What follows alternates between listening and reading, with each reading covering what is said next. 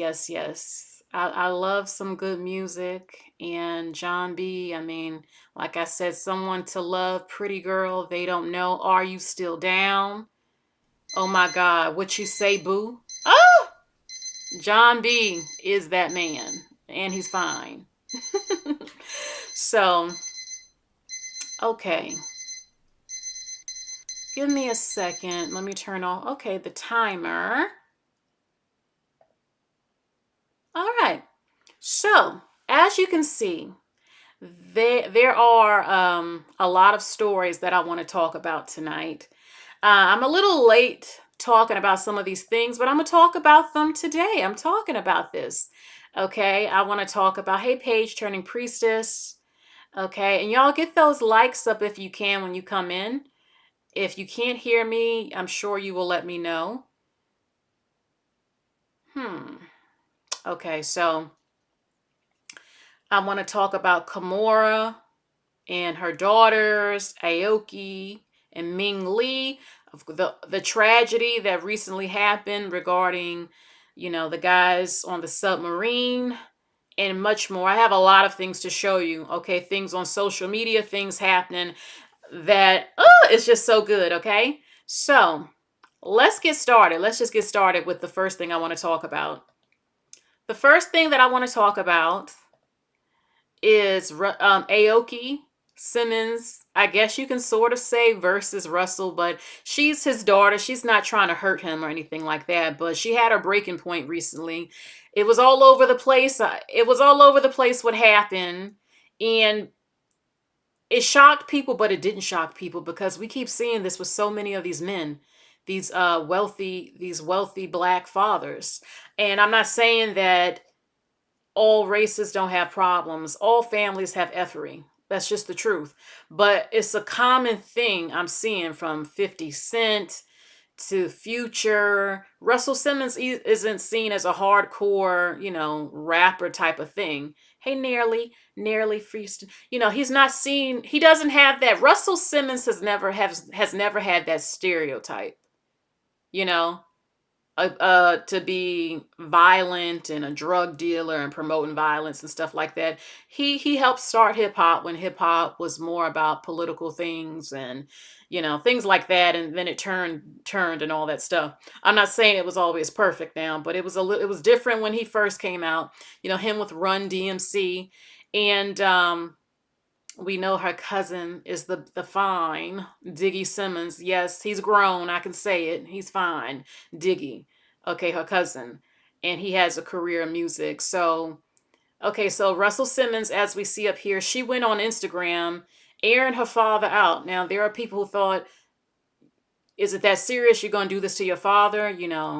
But she didn't care. She had enough of being quiet about what's happening behind the scenes to where she feels and she's saying that her mother, her sister are being abused, but she believes that there might mentally be something wrong with him because she uploaded a video of him just going off. She muted it, but some people were able to read his mouth, and that he goes off and says all types of things. So actually, before I even read that, okay, so this is Aoki Simmons and her sister Ming Lee Simmons, both gorgeous, super gorgeous, and they are sisters.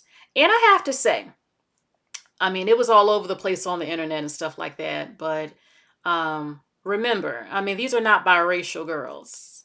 Their mother is half black, their father is black. I don't usually like I don't even think the percentage thing is even accurate for most people on the planet, but we're going to do that and just go with it. They're 75% black, 25% Asian. And it's no different than the Obama girls, and think people will claim the Obama's daughters are black girls, but I think people pick and choose who they want to claim or a part of the black race based on what you look like and stuff like that. I've had it happen. I mean, it's ridiculous to me. I mean, I get it, but it's not accurate or fair because one minute one person is black, even though they're 25% Indian. What's that girl, that singer? I had her up here before as in a picture. Um, Oh my God.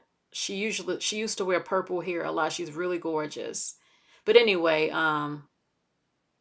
Sky or Streeter. I can't remember right now, but she's 25% Indian, from India. But nobody ever says that about her just because she's dark skinned.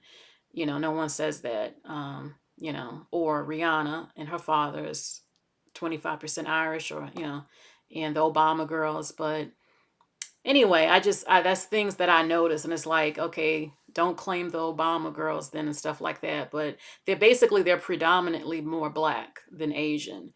So, they're gorgeous, very sweet, very articulate, doing their damn thing.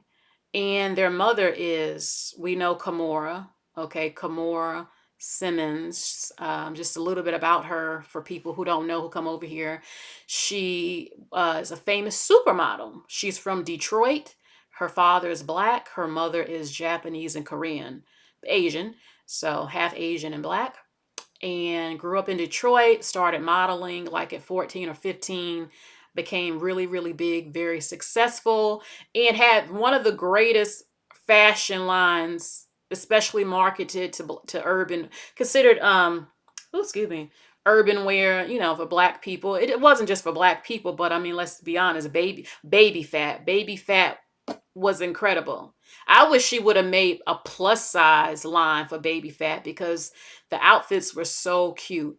So she made a ton of money doing something on her own. I mean, I think Russell had fat, something fat, can't remember right now, but baby fat was like, my thing right here, a part of that. But she did her own thing, became very successful, had her own TV show, been in a bit of controversy, well, not that much, because she has a child with Dijman Hansoon, that African actor. She has another child with some man who was in some type of scandal, some white man who was in some type of scandal. I can't remember his name, but he was worth like 200 million. And then her kids with Russell. Yeah, I heard she was underage. I heard she might have been like 16 or 17 when she met Russell. And there were even, I've heard people even surprised she got with Russell because Aoki had said that her and her sister stood by him when he had SXEX allegations, harassment or R allegation. And then there were some people who were like that. Russell, his sexuality has been under question by a number of people who don't even believe he sleeps with women for real. And people might think, well, he has daughters though. Well, that happens all the time. I don't know if it's true or not, but at the end of the day, he was cleared of it. And she said, I was just a child. Of course, I'm going to stand up for my father. I mean, he's my dad. And I don't know if this is true or not and everything like that. And she said she's been a good daughter, always hanging with her father, loving her father, staying out of grown folks' business is what she said. And things didn't work out. Things did not work out between him and Kimora. And what she said is that he will call Kimora a cunt. He calls her a cunt, a B. He's very disrespectful when he talks about their mother. And this is not uncommon at all, where men forget, that's still my mother. That's my mother. That's who's raising me. That's who I love. I don't want anybody, period, especially my father, calling my mother a B and a cunt and all that other stuff. And she said he has men come into the house or to her and her sister's apartments and stuff to collect money or something like that. But that she says he's very mentally ill, very abusive. And what shocked so many people is that she said that, and this shocked that it shocked me. I'm not gonna lie. She said that he doesn't give her money. His daughters, they had to pay for college with the help of Kimora or by themselves, probably the help of Kimora. I'm like, this is what disgusted me, because it's the same shit you hear with so many of these black men. Now, I'm not going to say it's only black men, because Tori Spelling, her father created 90210, Dynasty. That man was loaded. I mean, the ultimate Hollywood elite, and he wouldn't give his daughter shh. And that was like, you got to really hate your children something serious to cut them off. And she said, I'm not trying to change the subject, but let me get this out. Tori Spelling had said, I didn't even know how to make up a bed. I had to learn how to make up a bed. Her own mother had turned against, I mean, they just cut her off when she was young. And he didn't leave her reportedly anything. She had to start her life working, building for herself. And I think it's disgusting when wealthy people cut off their children. I can understand if your child was an a-hole, abused you, but I wouldn't do my child like that. That's my child. The point of building wealth to me is to be able to pass something down to my children. That's what wealth is. Being rich and being wealthy is different to a lot of people. There's things called new money and stuff. But if I'm wealthy, I want to give you the best. But I also want to make sure you're not super spoiled, because something could happen. Something can always happen. The money a disaster. That's why so many rich people and wealthy people make sure that their children are usually educated, which is the smart thing. They have money to go for tutors and to have the best education, because if something, God forbid, happens to the family money or something, and you need to survive in life, my child has the top degrees from this and such school. They made connections. They're highly educated. And she went to Harvard. Aoki went to Harvard. Her sister, I think, also recently graduated. They're both educated, but she's one of the youngest graduates from Harvard. And when you hear both of them speak, she is so articulate, so mature, so classy, so comes off as very sweet. And she said, my father didn't give me nothing to help me go to school. In fact, he even said, why are you going to school? This is a black man who talks about building. He has before, and the black man, those stories. Now, why would you knock your daughter getting educated? Is it, oh, well, I'm already a rich guy, but you're not even giving her money. She has to, she got an education so she can survive if she has to without the money. And she was so distraught. She said, you know what? My dad is a narcissist. He is controlling, abusive. He's threatened me that he'll ruin my career in modeling. Both of them model. And she said that he's threatened to cut her off her connections in the modeling industry. I'm like, what kind of dad does that? What kind of father does that to his daughters? His child, period. That's not love. Trying to hurt your children. That's dirty to me. And I take relatives, my parents doing me dirty worse than a stranger. That gives me more reason to cut you off, because I refuse to be related to someone and be abused. Period. You will not be in my life and be blood related to me and treat me like shit. I take that way more personal and problematic than some stranger. I will cut you off quicker, because that's like dirty as hell to me, to be related to me, but you treat me like that. I'm not taking it, And it's hard to cut off a parent, but if you've been abused your whole life, I'm pretty sure it should be easier if you've been abused by them and mistreated half your life. But it's horrible. Absolutely horrible. So she was very distraught, and she just couldn't take it anymore. And Kimora also went live on Instagram. And I know that all families can have problems, but this guy is so rich. And the fact that you wouldn't help your daughters pay for their school, you cut them off financially just because you don't like their mother, that is some punk little ass boy stuff to me. And it's evilness to me.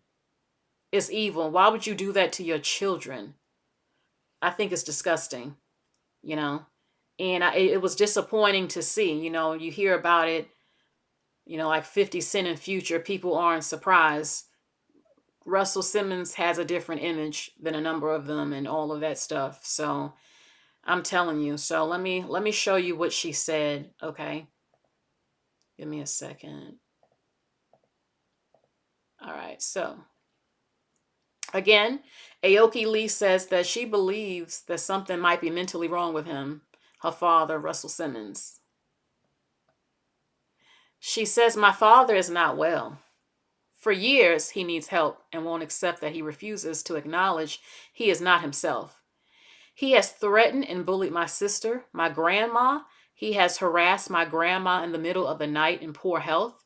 He sent a man to my sister's apartment at 2 o'clock in the morning to scare her. What kind of crap is this?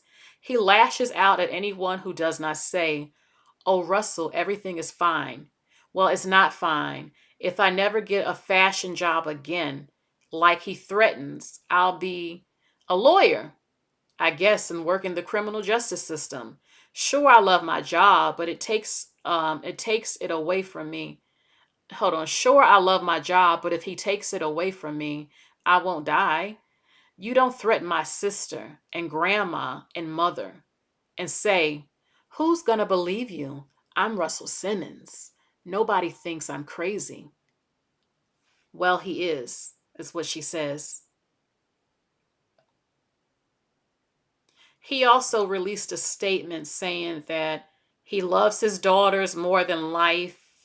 He said that I shouldn't have to fight. Fathers shouldn't have to fight for their kids in the first place. So, saying some things about Kimora, allegedly saying that she was money hungry.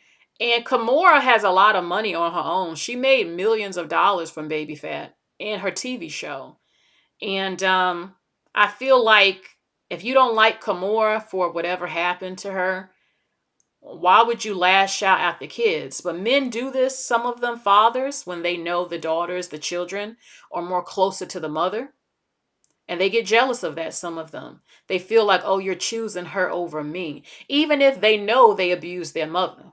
But how dare you take her side? You need to be more loyal to me. I'm Russell Simmons. I built this empire. You need to bow to me like everybody else. These are not your co-workers or your employees. These are your children. Your children. Some people think, well, is he on drugs? Maybe he's suffering from dementia. I don't know. She believes something is mentally wrong with him. He has outbursts and stuff. Maybe I don't know. It could be. I mean, you never know. It does happen. He's gotten older. Or he can just be an a-hole, like a number of fathers and some others are out here. He's power hungry, wants to be in control. The fact that he'll threaten her career modeling with his connections. There are some people who felt like, why come to the internet with this, handle it behind the scenes, but I guess she felt like nobody would believe me. Nobody will believe me because he is Russell Simmons. And they might think, well, you're just some spoiled little rich kid. You don't go through anything. Your father doesn't treat you and control you and do all this other stuff. You're just some spoiled little, all of that. And she said, no, I'm not going to be quiet about the abuse I'm suffering. So, some people felt like, damn, you did this right after Father's Day and stuff like that. And her sister, Ming, she said Happy Father's Day to her mother on Father's Day. And I saw that when it was posted and it caught my eye. I saw it and I thought, that's interesting. She's saying this. And then the next day her sister comes out with the video. I'm like, damn. So, the fact, a lot of people again were just shocked that he would cut it off his children financially, going to college and helping them. I mean, you're not supposed to be some deadbeat dusty dad. You're Russell Simmons, and you're still doing the same shit we hear about that goes on all over the place. I mean, it's ridiculous. But the most you can do is hope that they get through it. Pray that they fix this. He fixes this. They come together and heal this, because nobody wants to have something like this happen between them and their parent. It's a nightmare for most people to have a bad relationship with your parents, you know. Okay, so let's go to the next story. Y'all, I got to show. Oh, that was a different story. I'm not laughing about this. Sorry. Okay. Because I don't find this to be an actual laughing matter. I don't find what happened to them to be funny. Most people are making fun of them on TikTok because they felt, listen, Me personally, when I saw that controller, that video game controller to operate that's off of Amazon for like $30, a video game controller, me personally, there is no way in the world I would be getting in that with a video game controller controlling this. I am not going thousands of feet under the water with a $30 video game control. You must be out your damn mind. Now, I don't think they were crazy to want to see the Titanic. There are people who were saying, why would you? I mean, because it's historic. I mean, I also don't think I wouldn't make fun of them spending that much money. There were people like Nicki Minaj saying that they were, who spends $250,000 to go on a submarine. Well, they're rich, they're billionaires. A number of them that went are billionaires. I'm like, that's nothing to them, that's like a penny. They got the money to do whatever they want, and if I want to see the Titanic, I got money like that, I'm going. I even feel that way. I don't care if anybody thinks it's stupid how much I'm paying. I think it's worth it. I got the money, and I can spend my money on what I want. That doesn't mean I still can't give to charities, have my own charities, give to random people, the homeless, still have a good heart. But what I want to do is my dream. So I don't think they were crazy to want to see the Titanic. It's historic. I love the movie.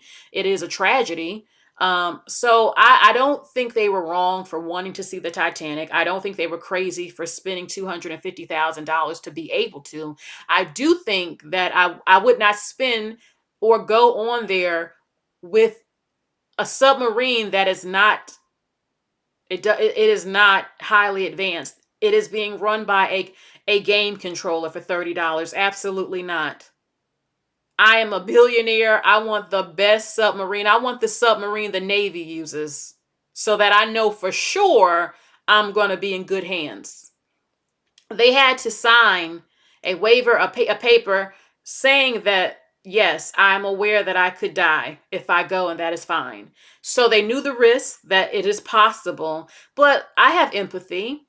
No one imagined this would happen, and some of them, there's a video I'm trying to, where is this video? Because I want y'all to see it, because it really hits you, at least to me, when you hear what this man says about them. Empathy. They're still human beings. We do dumb things in life. They didn't deserve to die, They still have more life to live. And I'm not going to laugh at their deaths, because I would be horrified to die that way. Now they're saying that the submarine, because of the pressure of the water, that once they got far down, that it busted open, it compressed. So they probably died instantly, which you would hope for. You would hope to die instantly, to not feel that type of pain and fear. But just knowing it's going to happen is scary. It's absolutely scary. A man and his son was on there. So hold on. Let's see. They just need to send robots to explore the depths of the ocean, not humans. Yeah, they do, but they wanted to see the Titanic themselves. The Amazing M says James Cameron said the sub is poorly designed. Sublime Thinker says, why didn't they buy the best equipment though? Well, they couldn't buy it. The man who created it, if I'm gonna go on something like that, I want a submarine that the Navy uses. I want a highly experienced captain of a submarine. All of that. This absolutely not what they went on. Okay. Page Turning Priestess says that submarine was shady. Absolutely. Nearly Fierston says they never try the elements of the earth. Always never try the elements of the earth. Respect the earth. Protect Your Peace says one of the experts is saying that this is the first time this ever happened, and the machinery was not cleared. Okay. I felt a bit of relief that it was quick for them and they weren't trapped in terror. Can you imagine being thousands of feet down in the ocean? My God. And, people have been cracking jokes on them for weeks and stuff. And some of the videos at first you think, it can be funny to some people when you see it, but when you truly just sit back and truly think of the terror and the fear and what really happened, you get more empathy. And I want to share this video that really actually made me cry, to be honest with you. Here it is. No water, no food, no flushable toilet, no doors, no ventilation, no beds, no communications, no second chances. By now, fear has set in, panic has set in. They're sweating, but that just consumes more oxygen. So they're trying to keep each other calm. But how do you stay calm when you know your demise is around the corner? It's a sad situation that makes you rethink every decision you made in life. Was it that important to see the Titanic? People can't help who they are and who they become. I've heard people sit on the sidelines and judge because there's so many more things they could have done with their money. But they craved excitement. Some of them had been to the moon and came back down safely. They did it for the thrill of it, never knowing how it would end. Even though they signed their rights away, they never really thought they would never come home. It's so easy for us to judge them from land. But let's try to remember that they were human and they were living the best way they knew how to.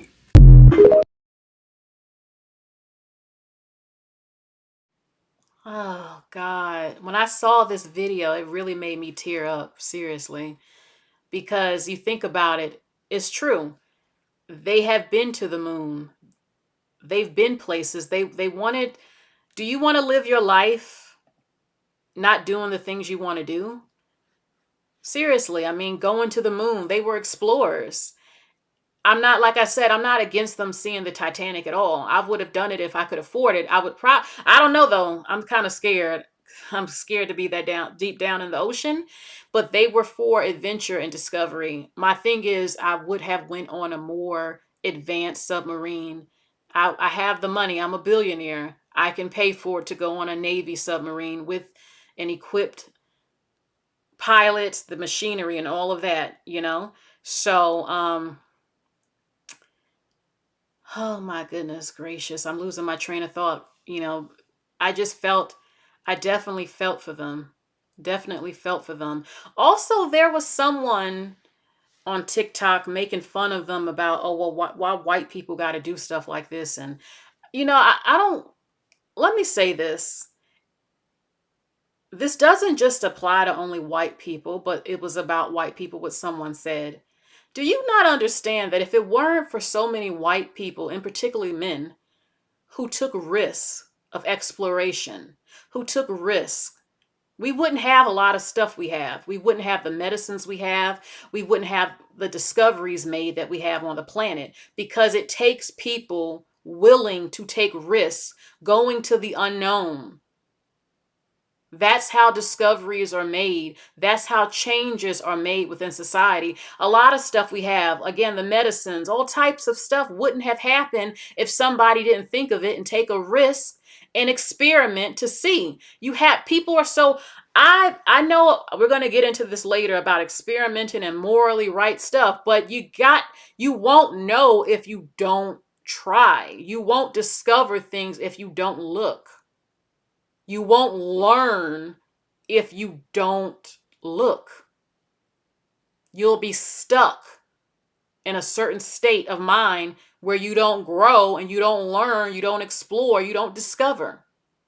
The world is where it's at because, I guess you can say, crazy white people, and particularly crazy white men who decided to take risks, go to the Antarctic, see all of this, study that plant, see if you can find the cure for penicillin. Mix this with that to see what type of medicine can come out of it. What is this thing? Let's go down here. Oh my God, we just discovered these pyramids under the water because we decided to build the damn machinery that we could actually see it. You get what I'm saying? So, and the guy's son was on there with him. I can't imagine. So, may their souls rest in peace. Thankfully, it was quick when it happened.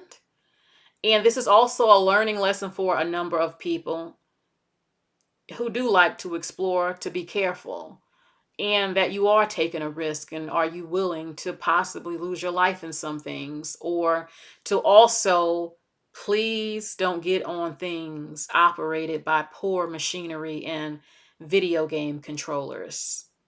Okay, so May they rest in peace. The next story, I had to share this. Listen, y'all, I've been waiting to oh, it's a little bit of buffering. But hopefully you can hear me good. I'm sure you'll let me know. I have been waiting to share this story that at first I was laughing because this happened in Arizona, what I'm about to show you right now. This happened in Arizona, and some people believe this story and other people think it's made up. Personally, I believe this story. It is a police call everybody will be talking about. Thanks for joining us here at 6 o'clock. I'm Denise Valdez. I'm Brian Loftus. A family says something crashed into their backyard, prompting them to call 911, saying they saw creatures walking around. Our 8 News Now investigators digging into this for weeks now, and tonight our David Charnes with the video you will only see on 8 News Now. David? Sources telling the 8 News Now investigators that several agencies believe something landed or crashed. Non-humans or not, it certainly scared the people living on this property. Now, before we show you that video, listen to their call for help. There's like an 8-foot person. I'm not sure why there is an echo, but I'm going to try something. Give me a second.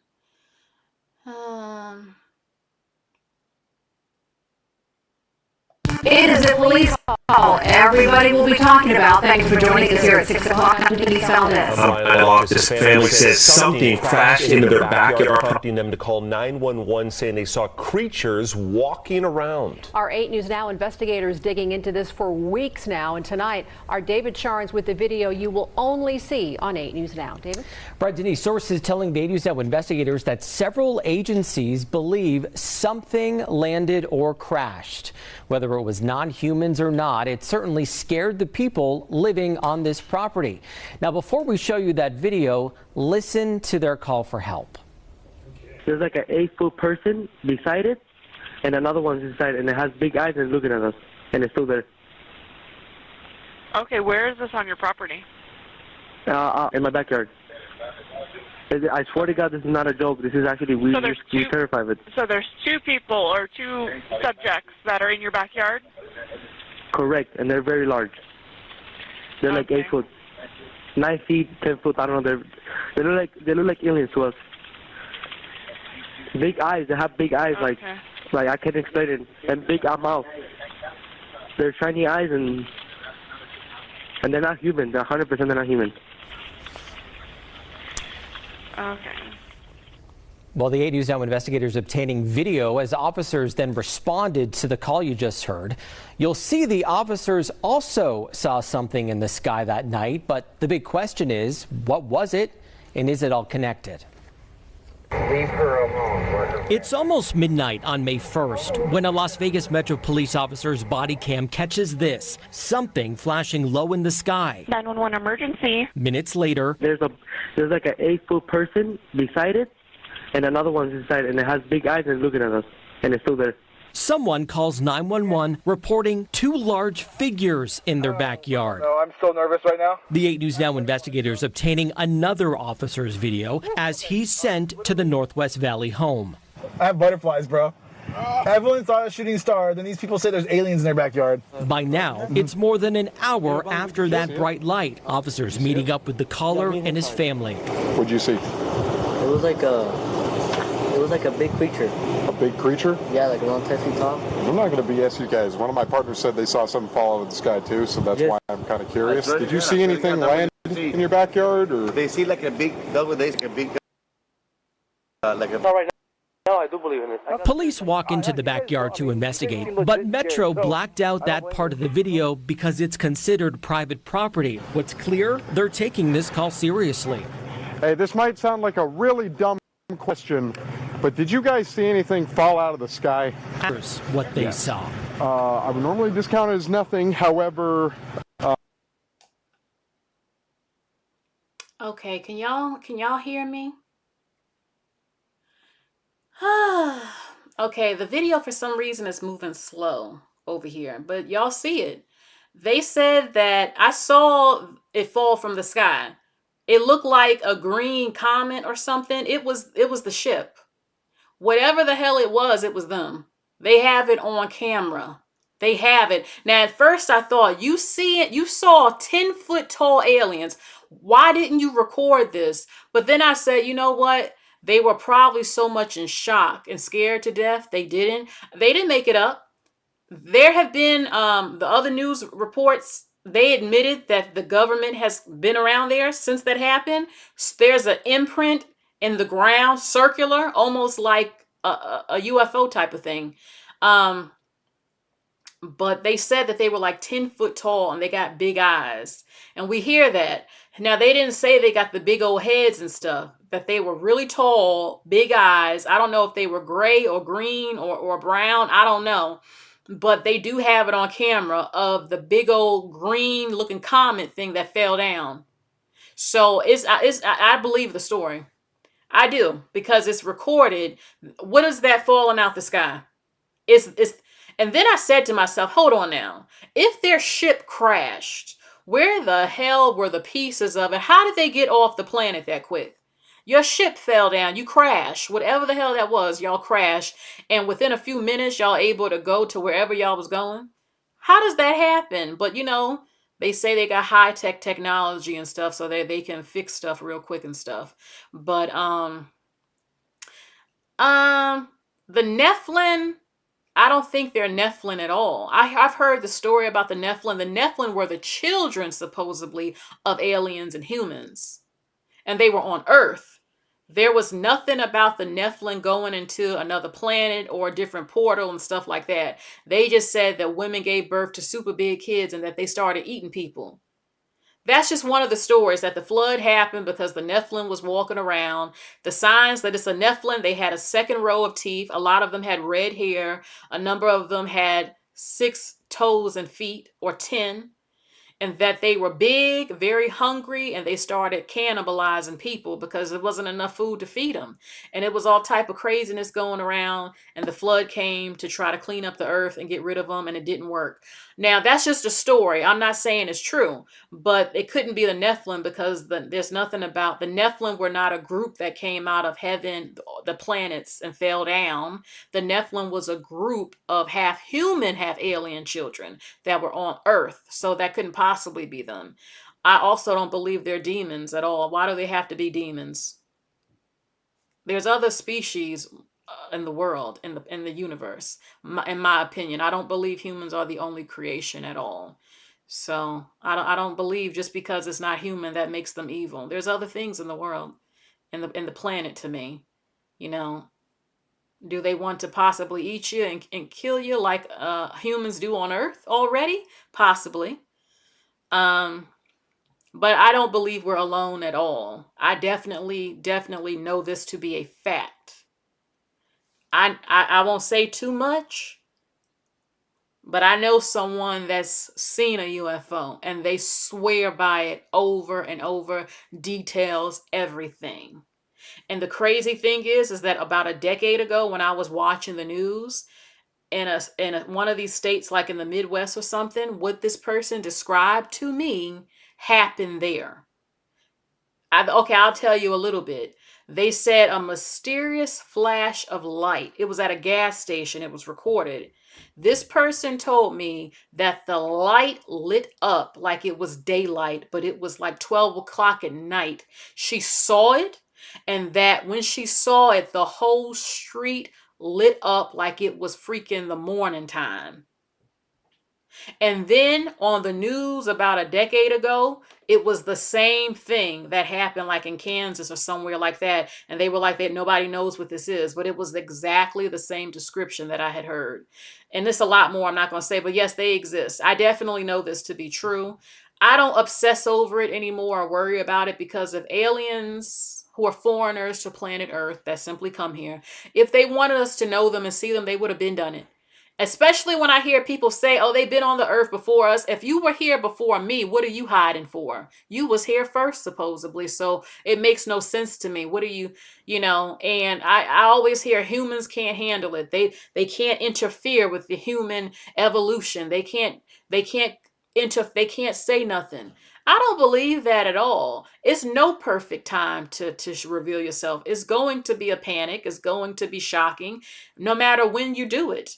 and all of that. Whenever it happens, I don't care anymore. If they got cures for diseases and stuff, they should have been tried to come in to help people. But I heard, and I'm not saying it's true, I heard that an alien, and when I say alien, they're called humanoids. Some of them look human.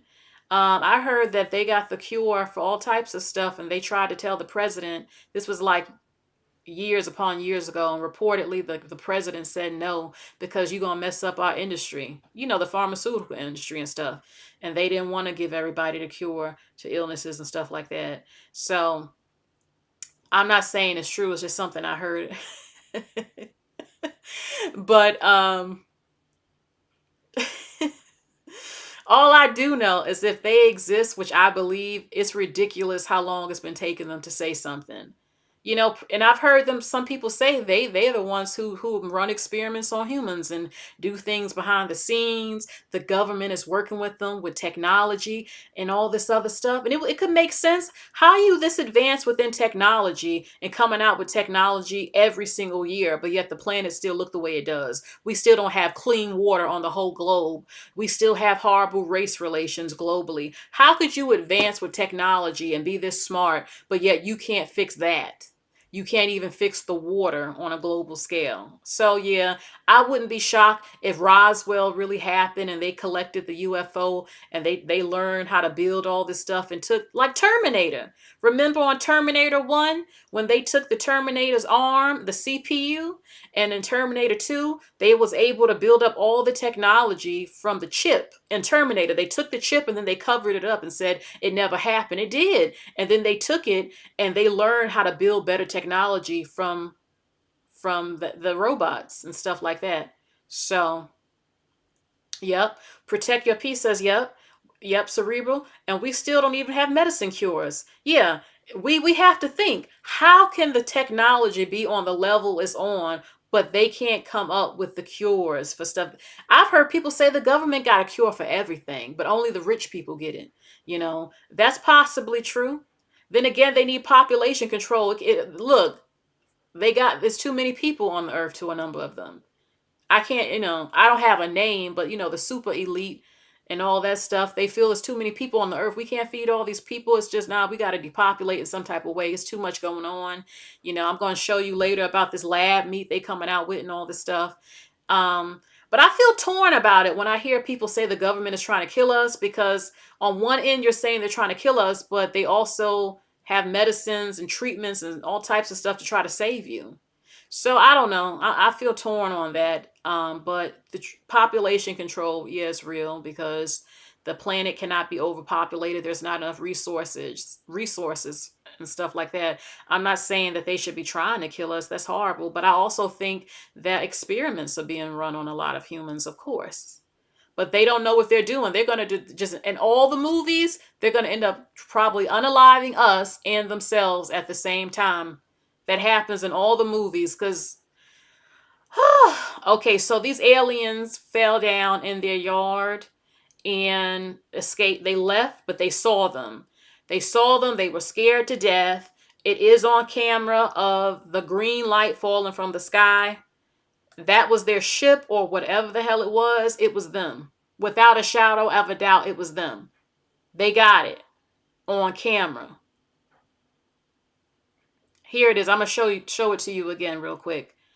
And for the next video clip, I'm going to try something with the volume and tell me if there's an echo.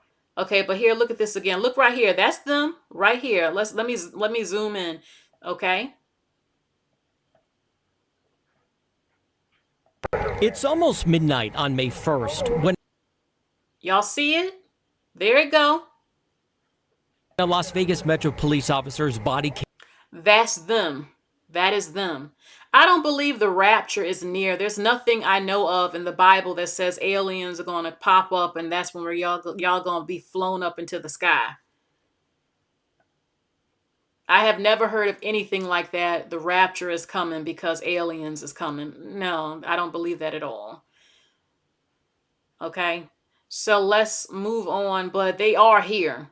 I've heard several people say that they walk amongst us. Some of them look human, all types of stuff. Some of them only come out at night. And somebody even said, y'all are going to laugh at me. Somebody said that aliens that live on the earth love Halloween because that's when they get to walk free, like how they really look. And nobody suspects that they think it's a mask and a suit, but that's really how they really look. But that's why they love Halloween, because they get to walk around really looking like themselves. And oh, that's just some costume. Oh, he's an alien. Look, look. And that's really the real deal. Now, I'm not saying it's true. I'm just saying I've heard this too. I've heard about them living in Antarctica and Hollow Earth, Agartha, Shangri-La, all of that. And yeah, personally, I do think that the inner Earth stuff is real. Oh yes, there's things in there. There is things in there. I really believe it. I do. And they tell us in movies all the time. Listen, I have seen enough that I'm not even saying up here that's considered supernatural to not doubt these things. There's a lot we don't know. Okay? So let me show you the next video. Is this a video? Oh, it's not a video. Okay. All right. I have seen a lot of Americans moving to Mexico. A lot of black women are moving to Mexico. I see them on TikTok all the time. And listen, this happened a few months ago with that black girl and her two black boyfriends. Not her boyfriend, they were her friends. They were in Mexico, and remember they were unalived by the carbon monoxide at the hotel. It's happened again. This was recently. 2 Americans found dead at an oceanfront resort in Mexico. Completely unexpected. They were talking, not Shanquilla. This was before her. It was a girl and 2 men. And they went to Mexico. And at the hotel, the family said they were on the phone and they said they felt tired. This is the same thing with them. They felt tired. And then they found them dead in the hotel. Carbon monoxide again. And they said on the news, this is a big problem throughout Mexico with this carbon monoxide. They're not, and it's crazy to hear because a lot of them can build homes and they dominate construction and all of that. So what's going on here? I mean, this is again, and people said, do not travel to any country without a carbon monoxide detector. You can buy them on Amazon and stuff. Take it with you because you'll feel sleepy. You might start feeling sick. You don't know what's going on. And next thing you know, you're gone. And that's what happened to them. So you got to be so careful. So careful. Rest in peace to them. You know, and so far, I've only heard of this happening in Mexico with this carbon monoxide issue. And that's just scary to me. Scary. And a lot of black women, like I said, are moving to Mexico with their families and stuff.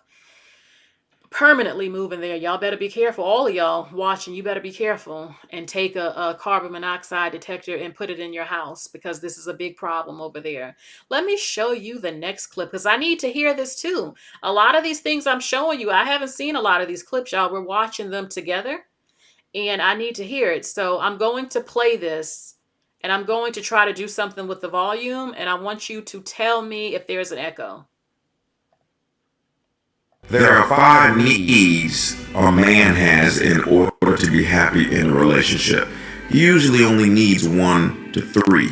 But in a marriage, one of the things that is important is physical attractiveness. For most men, that's what attracted him to you in the first place.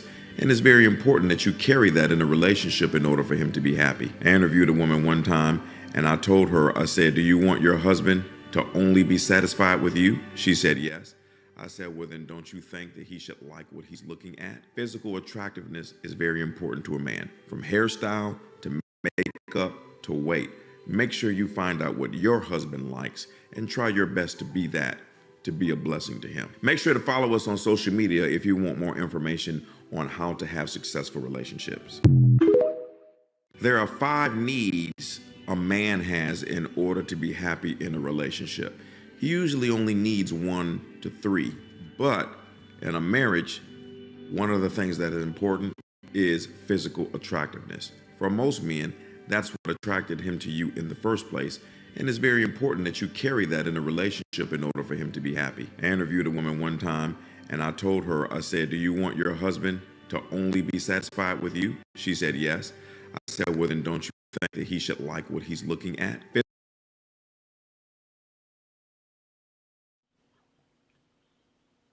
I definitely have an opinion. It is true that you do need to maintain yourself the best you can. But men also need to be realistic, especially after a woman has had kids. Cooking, cleaning, breastfeeding, having to eat in order to breastfeed them, tiredness, having sex with you constantly, which I mean, I normally would like anyway, but if I'm too tired, I don't know, but every woman is different. Some of us have high sex drive, some don't. My thing though, what I'm hearing from him, I find it to be so unfair and hypocritical. Why is it okay for you? What if I need you to look good in the marriage? You don't think women's eyes don't stray if you start getting real fat? You start looking like, who did what? Is this my husband? Who did I marry? Oh, you expect me to look past and only have a heart, which is what you should have, but it's not. Men are not as nice to women. You might leave me or justify doing stuff to me because, well, baby, you gained so much weight. Oh, maybe you started losing your hair or this and that, baby, this and that. But you changed too in a marriage. Maybe I want to like what I'm looking at. Sometimes some people have very difficult times losing weight and stuff like that. And when your man, do men know what it feels like to a woman when your man don't like what he looking at or he starts looking at you a certain way? Do you know what that does to a woman's soul to know if he doesn't like certain things? You will always feel like shit in some way, or that he don't love you like that, or you're not good enough, or your insecurities. Men, from what I know, what I've seen and experienced before, a lot of men they're mean. Some of them, they will be quick to tell you something and not even watch their mouth. I love you, baby, I can say it, or, well, it's constructive criticism, or I'm going to let you know. If I date a guy, and this has happened before, if I'm talking to you and I see flaws physically with you, but I still like you enough to date you or be in a relationship with you, why am I going to throw that in your face for? For what? I know that this is going on with you. I can look at you. If I didn't like it, I wouldn't have effed with you. I don't need to point it out to you. For what? To make you feel like shit? Yet I'm here with you. You're effing me, you're with me, but you want to make me feel bad? If a woman rejects a man, and some do, based on physical appearance, men clown women. They say you just need to take what you can get. Well, you're up in age, or you need to be grateful. Well, he's a good provider, though, or he's this. Doesn't character matter? But when it's a woman, why isn't it the same type of grace for me? Not saying I go through this like that, to be honest with you, but it happens. Not everybody, I ain't everybody type. Everybody got their own type or what they're attracted to. That's life. My thing is, no, I don't hear men. Well, some men will say, well, she do cook good. She do clean. She keep a clean house. Her coochie ain't stank. She can suck it good. She don't look that great in the face, but I got a good deal here. But every now and again, I creep out to get something else. She ain't really my type like that, but I still love her though. There's plenty of men like that out there. But with a woman, how dare you have requirements?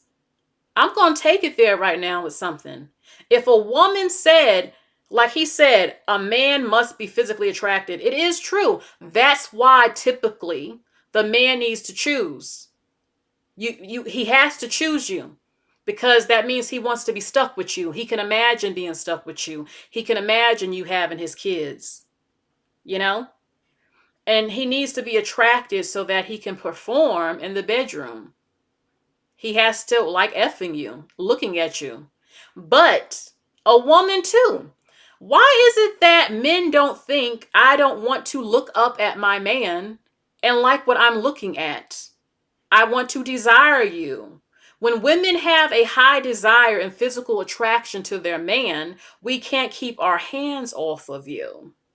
I want to do things to you. All of that. I'm so attracted to you.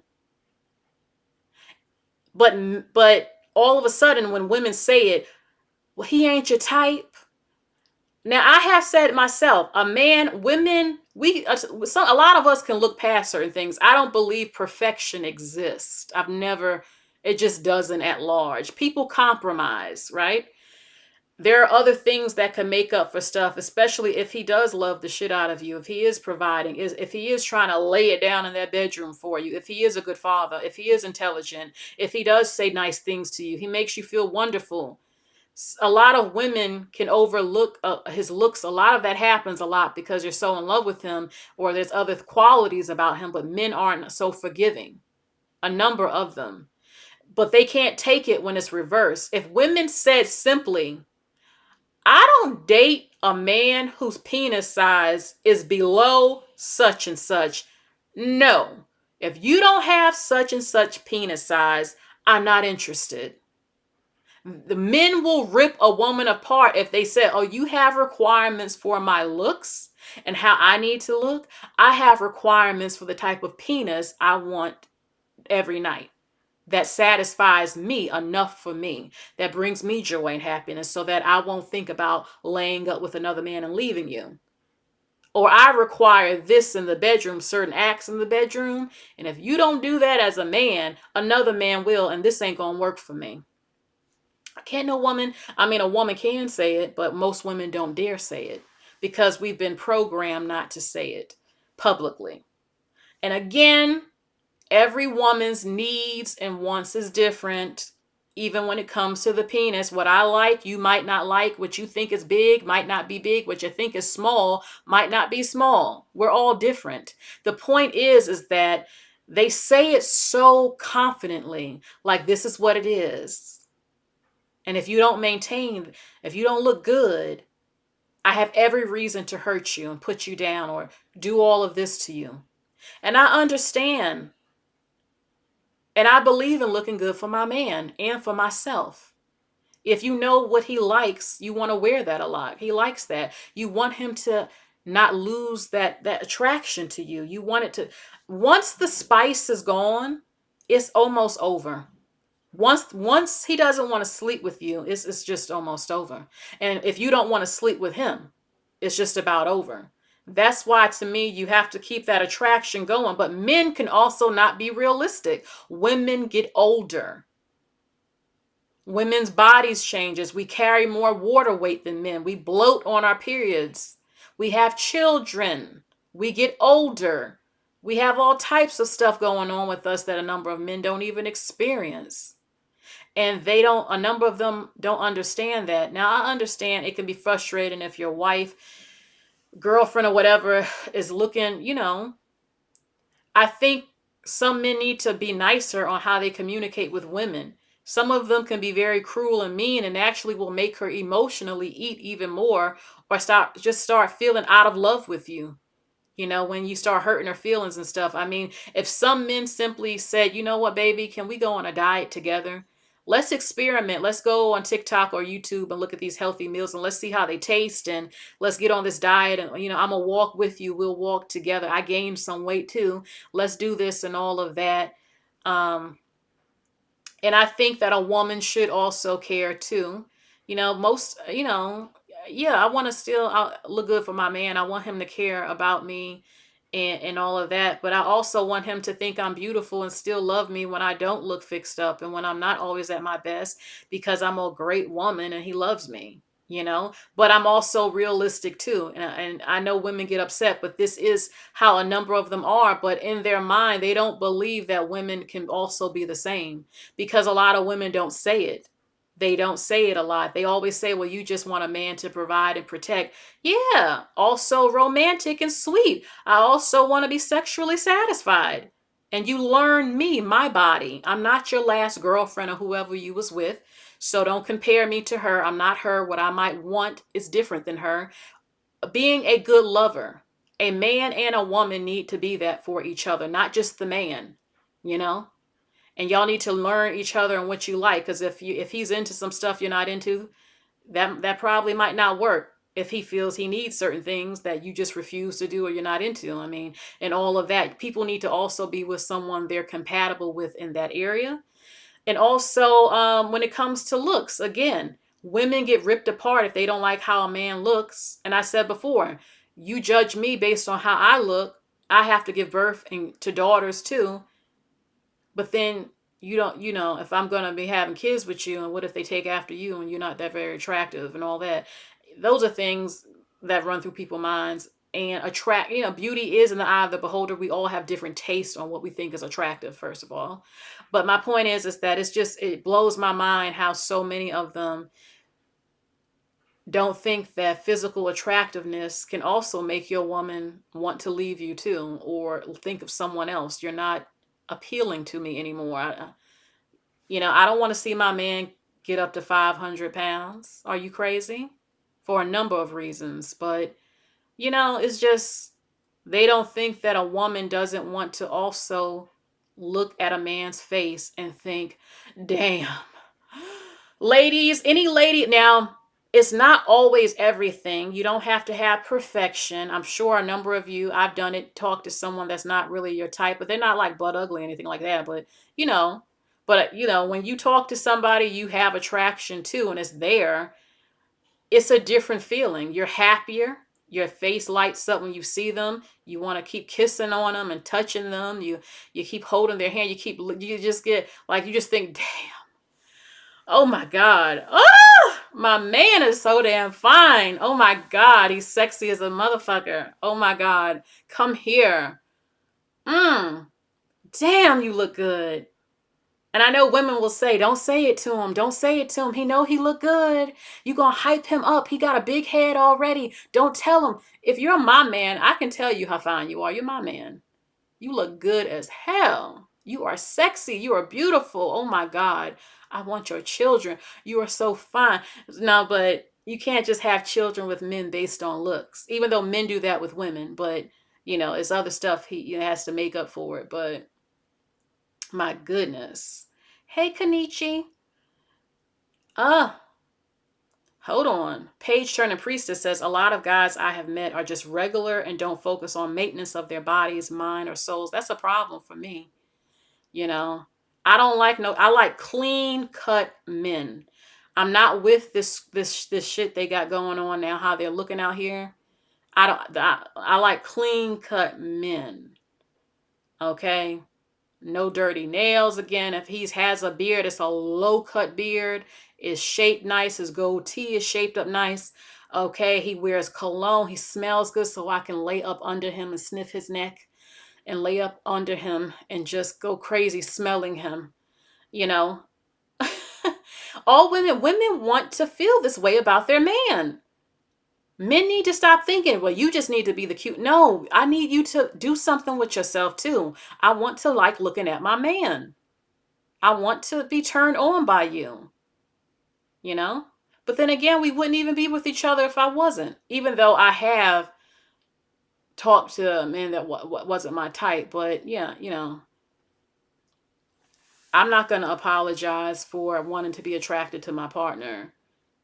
And I'm not, extremely picky and stuff like that, because I'm not perfect either. I'm not super skinny, I'm not perfect like anybody else, and women overlook a lot, if he's not super built or if he has a little bit of weight on him, is not always that serious and stuff like that. But, I just don't like men like that who you're quick to try to pick on me and make me feel bad. What about you?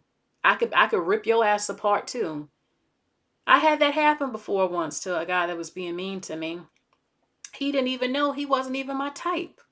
I'm like, really? You ain't even my type. You ain't got to talk to me, because I can easily talk to somebody else quick with the quickness. And you ain't even my type. So how dare anyone, you try to say something to me to try to hurt my feelings, and you're talking to me, and you ain't even my type. That's the thing. And I know my mouth, which is why I hold back, because I can rip you apart, But men are dangerous. They will kill you. They'll hurt you. They'll slap your ass or beat you. A lot of them are nuts these days, right? But that hasn't happened a lot, but it happened one time to me, And I just thought to myself, you're not even my type. You don't know that though, because I was nice to not tell you that. You ain't ugly, but you ain't my type. Shit, you could easily be replaced like the same day. But some men start, once they're in a relationship, They get real comfortable. Some of them, they think, oh, I gotta, now I can say certain stuff to her. Oh, she gained some weight. I can say something about that and try to make her feel bad, you know? So, all right. So let me show you the next thing. I was so surprised. I was surprised. Seriously. I didn't think Beyonce had a, in my opinion, from things I've seen, I didn't think she gave back to people because I never hear about it. So I was happy when I saw this. I was like, damn, good for Beyonce. And she's a billionaire. And, excuse me, she gave $10,000 to a North London Nigerian restaurant that was being closed down. I was so happy to see her do something nice like this. Okay. Ooh, my light went out. Okay. It says we love to see it. Beyonce donated $10,000 to a struggling Nigerian restaurant in North London that was at risk of closure due to increasing energy bills. Amika and something, the brother and sister duo behind Chukwu's, a Nigerian tapas restaurant, were among the 10 recipients of a grant from Queen Bee. You know, I don't know if she did anything for any Black Americans, but period, she has a heart, and I'm happy to see her do something like this, because if I had a lot of money, I would do stuff like this. Like, I already know that. I have a whole lot of ideas of certain charities and all types of stuff I would do to do stuff to help people. And I thought this shocked the crap out of me, because I never hear of her doing anything to help anyone. And I'm not saying that to just throw shade or sound mean. I just don't. You know, I remember when her husband Jay-Z said my presence is charity. I was disgusted when I heard that, to be honest with you, when he said my presence is charity. But Beyonce has shown that she does have a good heart and that she can help someone. And I thought that was very sweet of her. Okay. I want to share with you. Excuse me. I'm going to try something with the volume. I have to change every video I show. I'm going to do something to the volume so that I can hear it with you. Okay, so hold on.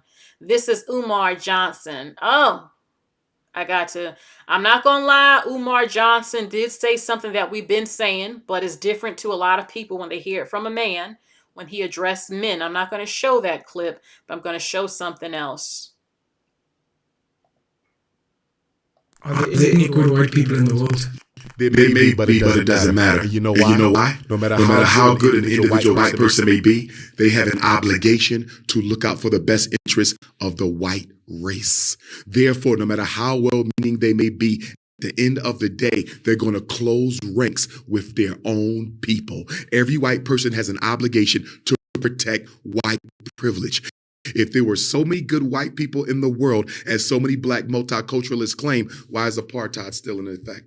Why do you have 200,000 homeless people in South Africa? Why are there 3,000 South Africans who own more than about 32 million of South Africa? Why has the income equality in South Africa gotten worse since April 27th of 1994? Yeah. If you got all these good white people, we should see some structural evidence of their good deeds. Show me the good deeds of those good demons, and I'll change my mind.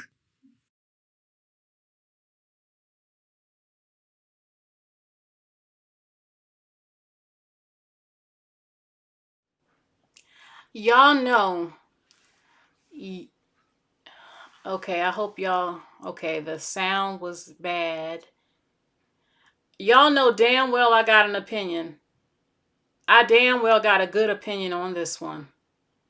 The first thing I want to say, there are good white people. Yes, there is. Let me say this. Okay? His mentality is problematic. I understand. This is why I can't be as pro-black. Because there's a certain mentality they feel is necessary to be pro-black, which means to be racist. I don't believe I have to hate other races, especially white people, to love my own people. I don't have to. It's just so many, and this applies to all races. I don't have to hate other groups of people to love my own people and support them. I have said a lot over the years, and I'm getting tired of repeating myself, which is why I don't go as in as I used to. But I'm going to say this. I think that is sad that the good white people out there who do things to help black people, it's like, for what? When that white guy said a few months ago, what's the point? I gave to black charities and basically they still shit on me. So what's the point?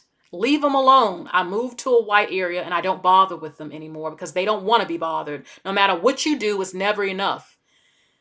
Now, he's speaking of the white people who do things. Here's the thing.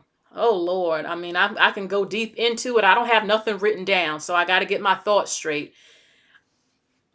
Let me give you an example of a good white person. Besides the fact there were white abolitionists who fought with black people during slavery to help end slavery.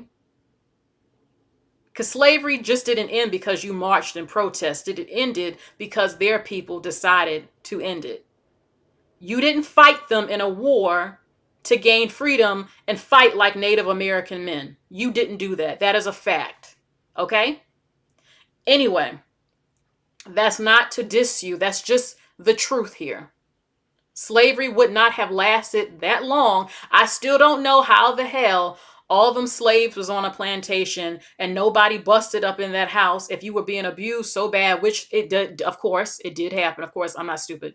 And nobody decided to take care of business.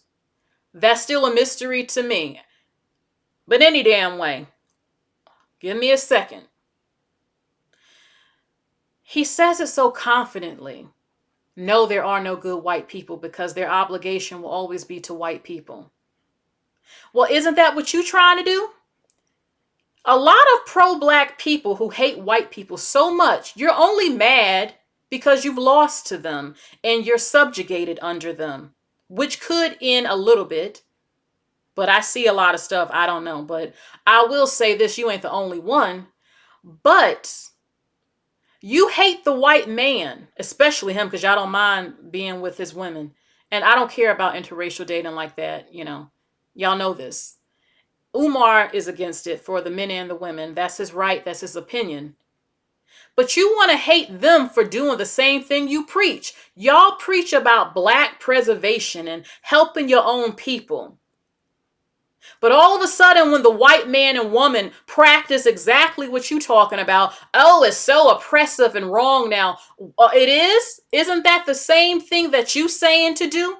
Black business only, black love only, black pride only, save black people only, no prison time. Listen, y'all, you want to do the same thing they doing. You say it's about survival, but then you say black people got to learn to survive. But now you hate the white man and woman for practicing the same thing you doing or want to do. Nobody jumps in the face of Asians, Arabs, Indians, Hispanics. In fact, y'all promoted and praised them. Yeah, they got a community. See, they know how to stick together. They not doing nothing different than white people. But you got a vendetta against him because you was enslaved so long by them. And they built a system that they built. And you can't win against a number of them is how a number of you feel. I don't get, instead of civil rights, why didn't black people march to demand to leave? There was no vision of a plan or a future for black people. You couldn't see they were building and that you need to build too. A lot of shit at the end of the day is about money. Money is power to most people. Why would you expect them? They not giving up they shit to you. You either gonna have to fight literally or leave or build your own shit some way. And I understand a number of you feel the shit is rigged. They got the power more. They built it. They got the connections. They built the world through a lot of shit that many people love. And that's why they want to bring their ass over here. A lot refuse to go to Africa. They talk that Pan-African shit. You ain't living over there though, because they ain't got working electricity like that. Dirty water, fucked up toilets or no toilets. The food different, all type stuff. All that stuff. And some places not like that at all. Africa is diverse. Even the weather. Not some to some black people, it's too damn hot to live there. That's also a fact for a number of black people.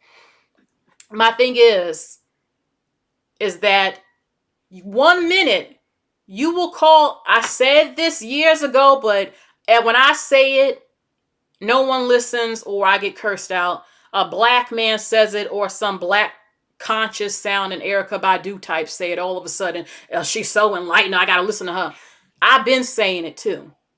I had said, let me get my thoughts straight, Lord. Let me calm down, y'all. I'm getting hyped up like the old days. I gotta calm down. Lord, let me calm down. Let me get my thoughts straight because my notes are not written down, okay? I'm losing my train of thought, to be honest with you. Okay, with Umar, when I mention, here it is, I show clips of The Godfather. I love that movie. Godfather 1 and 2. And I said that black men love mafia films, but they don't really learn from them some of the things they truly be saying in these mafia films. There's a scene where the Godfather told Sonny, his son, he was having a meeting. Sonny opened his mouth too quickly. His father said to be quiet. You don't even know this man. You don't know his intentions. And he could be an enemy. He didn't word it like that, but that's what was going on. He said, keep your mouth shut. Stop saying your thoughts. He said, when the man left, he said, never tell a man or your enemy or some shit what you're thinking again. You talk too much, is what he said. Black men like Umar, and I do respect some of the love and the passion he has because he wants to see better for black people. But I don't, listen, I already have shown my views of some of the things he said. My thing is, you want to talk down to white men because white women ain't really running they got power, but the white man is the one with the power. He the head in charge, okay? Okay, the white woman somewhat. But they got a big beef with the white man. You don't have what he has. You get on podcasts, you get on the internet, you don't have it. And you talk all this shit for everybody to hear. Neanderthal, he's the devil, they this, they that. As a man, you're going to go to another man and say all of this and all of what you're thinking, how you can't stand him, how he's your oppressor, how he ain't this, how he ain't that. But then you say, he doesn't do this for me. He don't do that for me. He's looking out for his people and not mine. You just said he's your enemy. What is it? Is the man your damn enemy or not to you? And if he is, why are you expecting him to hand over his shit to you? He has built his infrastructure. He has built power. He has built legacy. He has built the world, this country, in a system that many people love, the bank system, so much shit. And if I were to go down a list, you would hate the crap out of me if I said what I would say, I've had said. A lot of places are third world and not even on the level. And people say, well, why they love white people and worship? Because they want to be on his level. They want to build like him. They want technology and infrastructure and a functioning society. They admire his shit, even though it can be fucked up when, I see videos of people in other countries who have a slave mind still, and they like little bitches, some of them just bowing down and shit. Ain't nobody making nobody bow down, but people can have respect and just tell the truth about stuff. You keep trying to shame the man into bowing down to you or giving you, give me, but I don't like you, I don't fuck with you, you an enemy, this and that. So if that's the case, then fuck you then. That's what I would say if I was a white man, bitch. I now fucking did all this stuff, got all these programs, all types of shit. You can be educated now. all types of shit, and you still keep talking this shit, you can leave, because I ain't giving up my shit. I mean, that's what I would say, to be honest, if I was white. Shit. But I also do know that there are people who do discriminate, who do keep people from coming in to have access, to be able to have more, to build something, because they do feel they're in competition. Yes, there are white supremacists that do hate the shit out of black people that have positions of power. So I'm not going to say that does not exist, but that ain't the whole, that's not it 100%. Black men have not come together with black men with what they do have, and black people do have money. Okay, instead of critiquing if I bought a wig or not and always worrying about my money on some shit, y'all got money too. But they don't come together like Mexican men and build something. They can build. They got more access and things to. Black men have the opportunity to build something together. They do. It's there. It is. And don't get me started on all these rich ass black men who don't even help black men. They don't even love black men. They don't. They don't like that. A number of them. They ain't really tried hard enough together as men to always go out just saying it's a done deal. It was all the white man's fault. Black men can't even work with other black men at large. That is a fact, and everybody knows the damn thing. All right, and I'm tired of people saying black people. No, black women support all black people's businesses. Okay, when that black man come in the salon selling his oils and all that other shit, who buys it? Black women in pocketbooks. Okay, black women do spend money with black men and women. Yes, they do, and there's a reason, child. And I don't want to hear nothing no more about, oh, the black woman is being used as a tool. At the end of the day, I got to live just like you. And we don't need to be punished for trying to survive in this world. You got a problem with him, you go figure it out as a man and you go talk to his ass or do what you got to do. Okay? Because we ain't going to be shamed for trying to survive. You don't like that black women are employed by the white man in the system? Well, baby, you better go build some Fortune 500 come or something. You better build something to employ me then. Because until you do that, what you want me to do? You either going to fight his ass to the death, which is too late to do. Learn. Y'all both squash this shit and fix it together and become friends and business partners with respect. And do something together, and then you stop always talking shit to the man's face and then coming to him. Or move and go to Africa or the Caribbean. Or start some type of black cult group or some shit. Because instead of obsessing over interracial relationships, y'all need to get y'all pro-black selves together and start something amongst yourselves and stop worrying about black people who don't want to date you. You know, just leave it alone. That's how I feel. But damn, I didn't even say what I originally wanted to say. When he said there are no good white people, it's just a slap in the face to the white people who do try. Because I remember seeing a white woman. This was a doctor. This was over a decade ago. I still remember her. Let me calm down. Before I talk, can somebody tell me how many people is in here? Because I can't see how many people is in the chat. I hate that. I never can see how many people is in the chat. Somebody in the chat tell me, if you can, how many people is in here that you can see up top.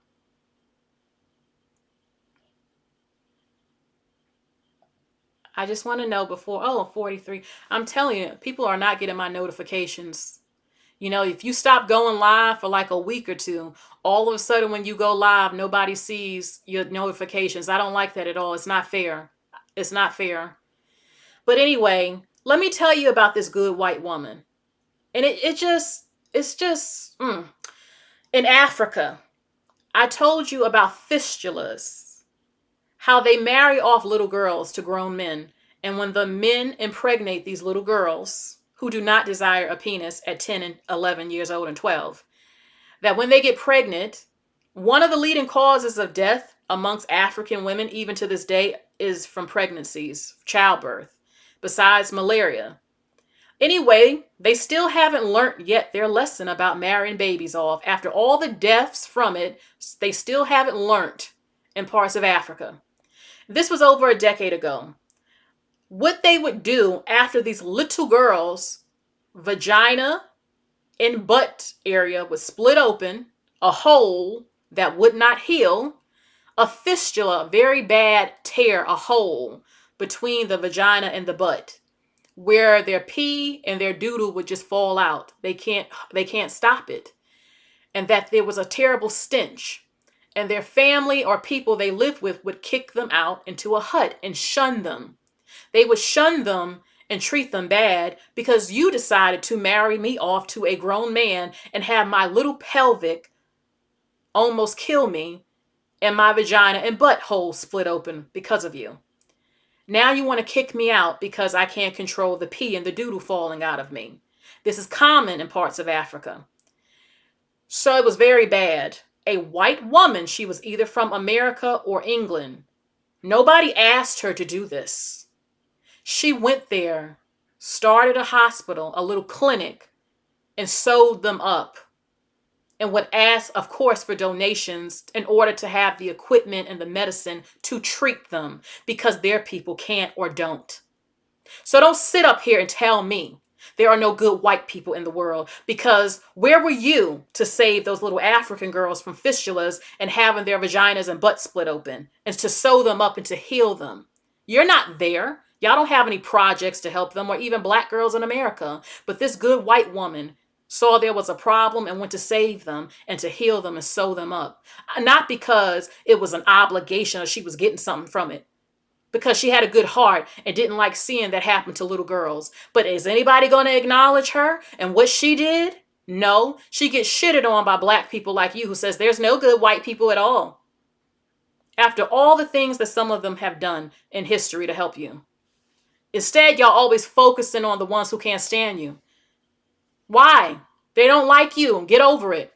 You don't have to like people that don't like you. What you shouldn't do is stereotype everybody not liking you. Damn. Black people don't even like black people, some black people. Shit. But yet, the ones who do try to do something just get overlooked and just get, you just hear, oh, it's none that are good. Umar, I've watched you. You live in a delusion. You don't dare call out what African men and what black men do to black little girls and women in this country all the way to Africa. You don't. Instead, y'all love to just point the finger at the white man. But you don't talk about how them African men is sex trafficking little girls and boys all over Africa, mainly girls. Y'all don't care about that. I always talk Pan-Africa. I don't see you addressing child marriage and raping babies that they do over there. When you going to talk about that? When you going to talk about that? But y'all don't want to because you believe your shit don't stink. And don't be calling me no fucking Pan-African either. I hate that shit. I'm not Pan-African when he does that stuff. Let me calm down, please. I'm an American, classified as black. Yes, I know my ancestry, all of it, just about. Okay? I'm a human. And I'm not saying that Umar ain't ever made no good points on stuff too. But I told you one of the reasons when I was more pro-black back in the day, when I have tried to talk to men like Umar, because I would have been just attracted to men like Umar. I mean, if he get a haircut and shape up his beard more, he ain't that bad. But I will say this. I was more attracted to their mentality. They seemed to have a lot of strength and wanting to build stuff, and that was attractive to me. But once I talked to a number of them, I see how hateful some of them are, and it's disgusting to me. That's a bad trait a lot of these hoteps and pro-black men and women have. They're very bitter and hateful, and they're not strategic, a number of them. Again, you really think you...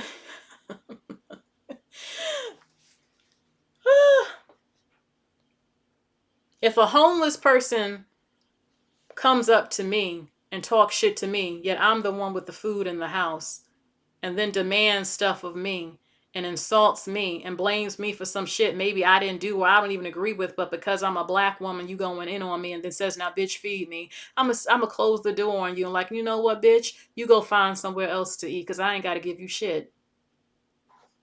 Since it's like that. Is that a good analogy that I'm giving? Again, I'm not excusing people who are racist, people who the world just needs to work together, in my opinion. But it's never going to happen with people like this of all races. They just, and it's nothing wrong with supporting black people. Other people support businesses by people in their group all the time. That doesn't mean you can't also shop somewhere else by someone else. But you also, I mean, there's nothing wrong with that. Without money, a community can't be built. So you have to support black businesses operated by black people in order to have the money going. So I'm not stupid. Y'all know this, but it's just, but then a number of them will be so quick. Yeah, they this and they that. They working with white people. But yet you turn around and you preach the exact same thing to black people. So what makes you different?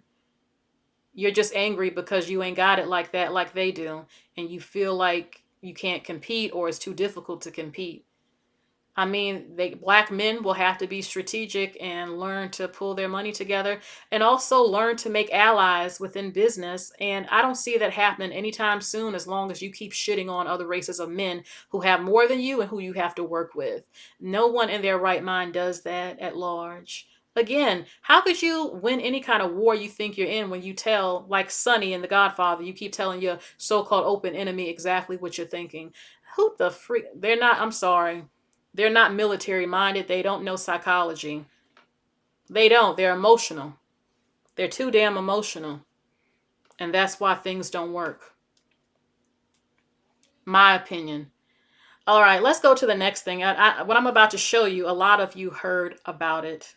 A lot of you heard about this. I didn't know what the hell was going on with what I'm about to show you, but let's see. Okay,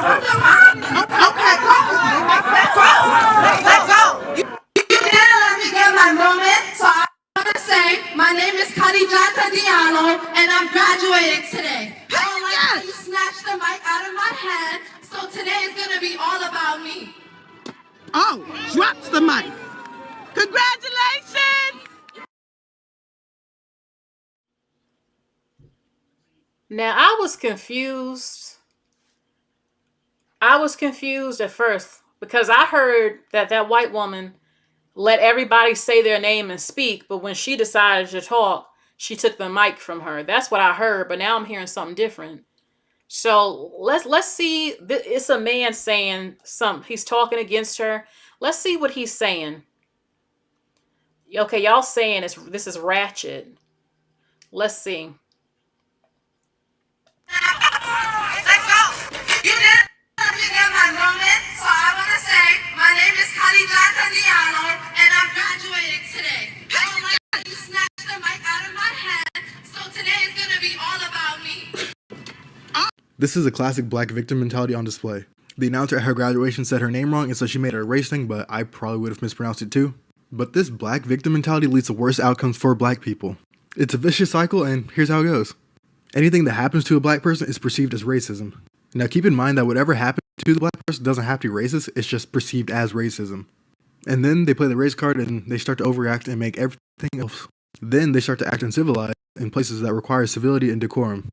But then people excuse this uncivilized behavior as an adequate response to racism.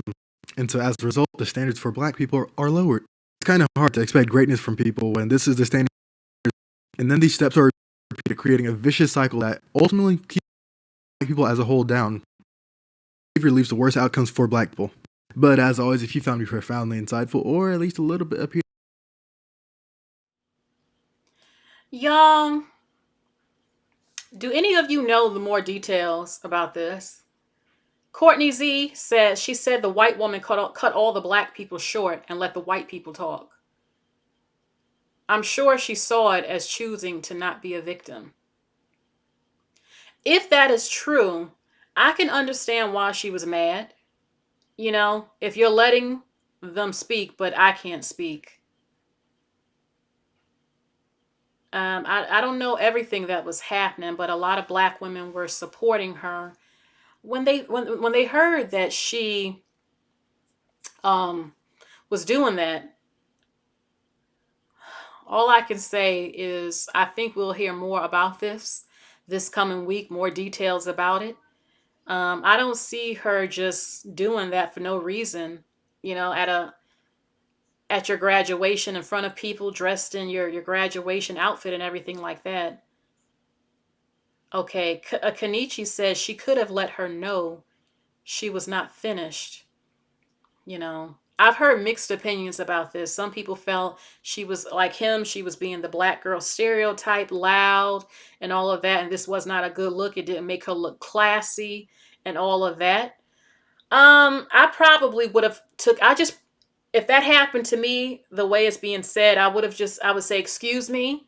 I'm not finished speaking. The others got to speak. This is my day, and I would like to finish what I have to say and take the mic. Okay? All right. There is something that I have to put you all on alert on about. The frozen food section is shaking. Now, strawberries are one of the most pivotal parts of the summer, but you guys be careful because there's a frozen fruit recall going on right now because of a little strawberry outbreak of hepatitis A. Let's talk about it. So the Willamette Valley Fruit Company recalled this frozen fruit, and it has not harmed anybody as of yet. But the scientists have gone in and they've caught the hepatitis A early. So there haven't been any outbreak cases, but we're just trying to make sure there aren't any. Let me show y'all the dates and the names of all the things you need to look out for. So at the top, Walmart, it's everything great value. All the great value, big bags for your smoothies. Take those back and you can get fully refunded. The dates that they are in stores were from January 24th, 2023 to June 8th. So anything marked between that time could be contaminated. We got Costco wholesale, the Raider Farms Organic Fresh Start Smoothie Blend. Okay, that's coming in Colorado, Texas, California. Now that Walmart one, that's in the most states. That's all over the Midwest because everybody's got a Walmart. So that's going to be a bigger recall. But the Costco, that's only in certain places. The Colorado, the Texas, the California, and the Arizona, it's on that side with Mexico. So those strawberries are coming directly from up there where we're growing more of our strawberries over here at our Costco's in like the Ohios, the Indianas and stuff. That's between October 3rd, 2022, June 8th. So everything's into June 8th. And then you got the HEB. I don't know if that's pronounced Hebe, but I've seen that grocery store before. And that's in Texas. Now between July 18th, 2022, and June 8th, of course, those are contaminated. So all the way back to 2022 for Costco and Heb. Y'all go ahead and take a screenshot for me. Those are all the ones you need to be throwing away or taking back. You can take back and get fully refunded. I don't even think you have to have your receipt. Just let them know that it was a recall. What I don't see them covering that I found a US Today article on was the Wawonas. The Wawona Daybreak Organic Blend. Now, I don't know particularly what city that's in, but I know it's a Costco brand, and they saying it's a Dollar General moment maybe. But if you got a Wawona, go ahead and take that back too, or let them know that's been recalled if it involves strawberries. Now, if you have eaten this and you're feeling under the weather, if you're having dark urine, yellowing in the eyes, if you're having stomach pain, nausea, diarrhea, you may have hepatitis A. That is a liver disease, and that causes like a jaundice situation. It affects everything. So you might need to go to the hospital, and it's due to these strawberries. I'm praying for smoothies. Y'all be careful. Oh my goodness. Listen, when I heard about this, I got so nervous because I have great value fruit in the freezer. I threw it out. I actually threw it out today. I said, you know what? I don't know when I'll feel comfortable buying the fruit again. I really don't. I'm scared now. Seriously. Hepatitis A? I'm scared. I had some frozen Brussels sprouts that I cooked just like 2 days ago. And it was from Great Value. And I got nervous about that. I said the Great Value brand. But they said specifically strawberries and the fruit. I don't know. Y'all, do any of you have Great Value fruit in your house right now? Okay. This is scary. This is very scary. It's always a problem. Every year, don't get me started on turkey. Turkey meat It's always some outbreak with E. coli with turkey meat. I don't even eat that like that, but it's just ridiculous. People are on the internet saying, yeah, they're trying to kill us with doing this. They always trying to make us sick. Things happen. I mean, things happen. Things happen, and hepatitis A, the strawberries and the other fruit. Now, it wasn't fruit that I had. I had the well, actually no, the strawberries wasn't there. Strawberry, mangoes, and was it pineapple for a smoothie? And I just said, nope, I'll wait. I'll wait a few months. I'll wait a few months before I buy any of that fruit, because I don't feel, or I'll just buy a frozen fruit from a different brand, because I don't feel safe right now with this. So now the next video I'm going to show you, I've talked about these two guys before. They're lucky they're even getting my attention right now with what I'm about to show you. But also, let me address something, because Spirit is getting kind of nervous for some reason when I feel stuff. There was a comment left. As a social media person, you do think about things you say. And I want to make something very clear so there's no confusion. Give me a second. Are there any good white people in the world? There may be, but it doesn't matter. And you know why? When I said something about, let me say this, I don't condone trying to kill white people. I didn't say that when I talked about it. I just said you have limited options. This ongoing beef between black men and women and white people, the ones who are racist, both of them. What are you going to do? You didn't try to go to war hundreds of years ago while the country was being built. Now it's been formed. It's a society. It's a country everyone's coming to, and all of that, and all the things that talk. So what is it? You either fight to the death, just like the Native Americans did. They lost. It is what it is, but they fought. They have their reservations now, and they live in the country. People always obsessed talking about it. They fought. They didn't win, and that's just what it is. And ain't nobody can go back in time and fix that.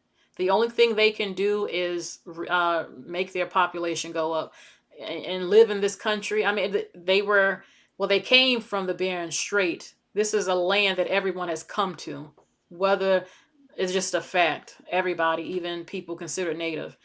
But at the end of the day, they were here first before they decided to come over. And I know there are black people who say, well, we're the indigenous ones. Yeah, I have indigenous ancestry and all of that. But y'all get what I'm saying?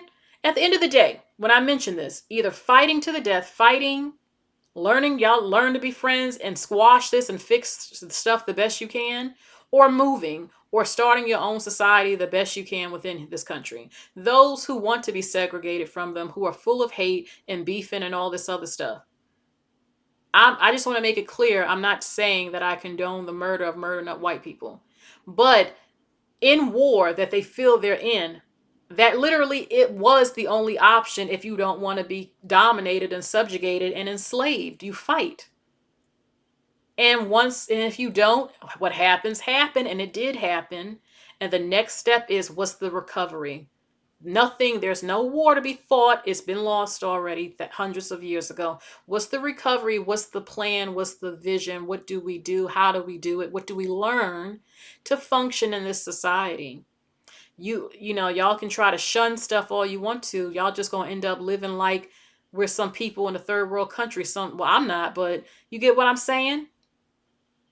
The other people that Umar also seems to hate that are not black, they use their resources in the system to try to build within it. Or they move back to their countries, but there is a method to stuff. And miss me with everybody is oppressed as black. There are plenty of wealthy black people, especially in Atlanta, who are not in entertainment, but who are doctors and lawyers and all types of stuff, who went to school and they're getting paid by the white government thousands of dollars, hundreds upon thousands of dollars a month, living in the biggest mansions ever, all over the place. And they're black men. And I'm not saying that there are no hurdles, that discrimination doesn't exist with some people, but y'all get what I'm saying.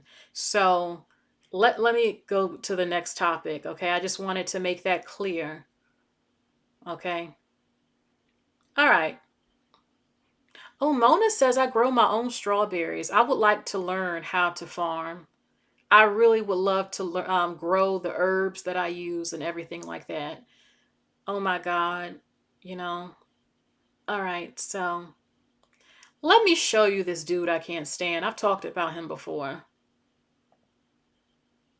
So why would a man accept you when you're older and you've had more experience? Why would a man want you when you're older and you've dated more men? Why would he want me? Yeah. I don't know, because he likes my The answer personality. is no, he won't want you. What? The answer is no, he won't want you. He Men will. want younger girls that aren't hoes.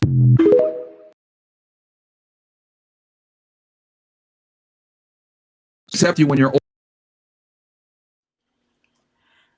You know, I said I was going to be kind of good tonight. I've already discussed this man before. Him and his dusty friend, both of them who hate black women. The first thing I want to say is that any woman can have experience, whether she's young or older. You cannot judge my age and assume my amount of partners I've had just because I'm older. And you're not even marrying these young women. Women, this is how it works in America. We don't have arranged forced marriages here. If he won't marry you, but he'll sleep with you, the relationship doesn't work out, and you have no other option but to move to the next man that you hope will marry you. Now, if y'all discuss getting married, oh, I'm not going to do this until I'm married, then you can do that. My thing is, this man hates women. He hates older women. He assumes he knows the business of a woman's vagina, the amount of partners she's had just because she's older. He doesn't think an older woman is worthy of a man. I said it in my video. Check out my video. I said, men like this is what I was talking about for the man who got mad at me. Men like him. Men like him talk so much crap. I pray to God that women cut off coochie access to him. He needs to be taught a lesson. He doesn't like women, but yet you want our bodies. You want access to my body, but you don't even like women. Go use your damn hand or a cantaloupe or go F a man. If it's like that. If you don't need women, women aren't any good, women aren't worthy, then don't bother with women. Who you gonna have kids with? Who's gonna create your sons? Huh? Who's gonna give you legacy? Who's gonna cook and clean? Go hire a maid, okay. Does it feel real good laying alone at night and using your hand constantly? Men like this are gay. Secretly. He has something wrong with him. He hates women. That girl up there, her demeanor was very innocent, very calm, a little confused by him. And he tried to rip her ass apart. See, you got to listen to them, not just what they say, but how they say it. He's on her like a fucking tick. He's ready to attack her. He's ready to put her down, to let her know her place. You ain't shit. You ain't gonna be shit, and you don't need shit. But yet, he's the same dude that I guarantee you was asking for some punani on the first or second date. You diss the women who give it to you, but then you're in our face for it. So which one is it? Do you want coochie or you don't? And if you get the coochie, are you going to stop calling somebody a hoe? Go use your damn hand or go. Some of them turn to effing sheeps and shit. A number of them. It's absolutely disgusting to me. You know? Always talking crap. And I said it before. Men like him don't get married. So you want to have access to a 20-year-old. Take her virginity, sweet talk her, lure her, make her trust you, sleep with her, not marry her. Then you leave her or she leaves you, and she is growing, wants to find a man, so has to move on to the next man. Then she probably might end up pregnant because we have eggs and you have sperm, and that's what happens a lot, right? So then she becomes a single mother, and she might have only had 1 or 2 men but ended up pregnant. Now, because she's pregnant, you say that her value is lower now, that she's now a hoe. She ain't even had much penis, but now she a hoe. She's ruined now, right? But then you don't marry the women, but now you want to try to come for my daughter. I don't have kids, but if I did. So you ain't gonna marry me, get me pregnant, and I have to go through men hoping to get married if I want to be married. And then you're gonna look at me as a 304 and judge me, and then you're gonna try to come and fuck my daughter because she's younger. Fuck you. And I'm speaking for all mothers who probably want to say that. And what's gonna happen if you say we shouldn't have sex, okay, right? But then if you don't marry, who you having sex with if it ain't one of us a woman? Are you effing men? Or you effing animals? Or cantaloupes? Or your hand? And then if I don't get pregnant, how you gonna have my younger daughters, baby? I don't have children. I withheld the coochie like you told me to, and then you didn't marry us. I guess you don't have a supply of little 20-year-olds to try to F now, do you? Without me, baby, you ain't having no kids. Understand that, men? In case you forgot. And a lot of them, like him, are not deserving of it. He doesn't even like women. Why would any woman in her right mind give him some punani? We know this man's face. Why would you sleep with him? He don't even like you. He doesn't like women at all. Not only does he not like women, when people want to criticize me, how I talk, and I'm sure they're going the way I'm talking now, this guy is a straight up asshole. Do you hear how he speaks to women? His tone, his nasty catty ass stank attitude. But has the audacity to tell a black woman on his show, you're not a stereotype. You're actually nice. I'm so shocked because, you're a black woman. Is it okay for me to say, I'm shocked, black man? You don't have one of them stank, bitter ass, nasty, jealous, nasty ass attitudes.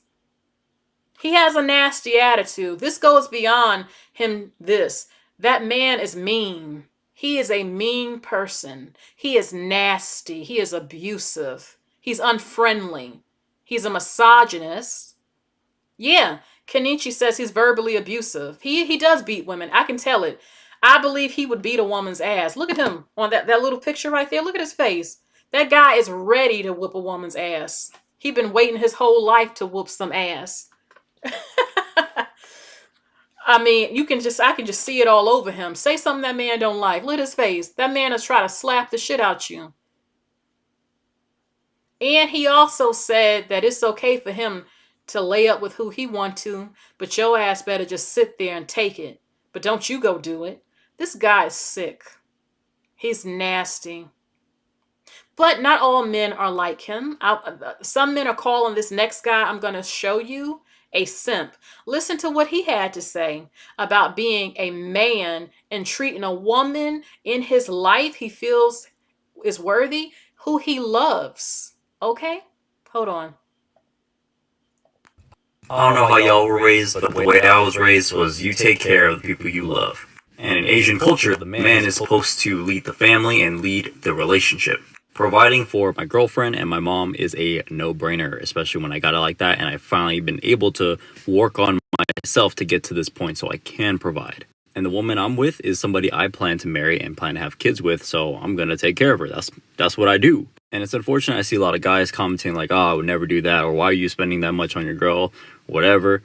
Look, listen, when you make as much as I do, you could do whatever the fuck you want with your money. This is what I do, this is how I was raised, and this is my prerogative. If you want to make money and leave your girl struggling, that's on you, bro. It has nothing to do with me. Whether you agree with this dynamic or not, does nothing for me. I'm gonna still be providing and taking care of my woman and taking care of the people I love.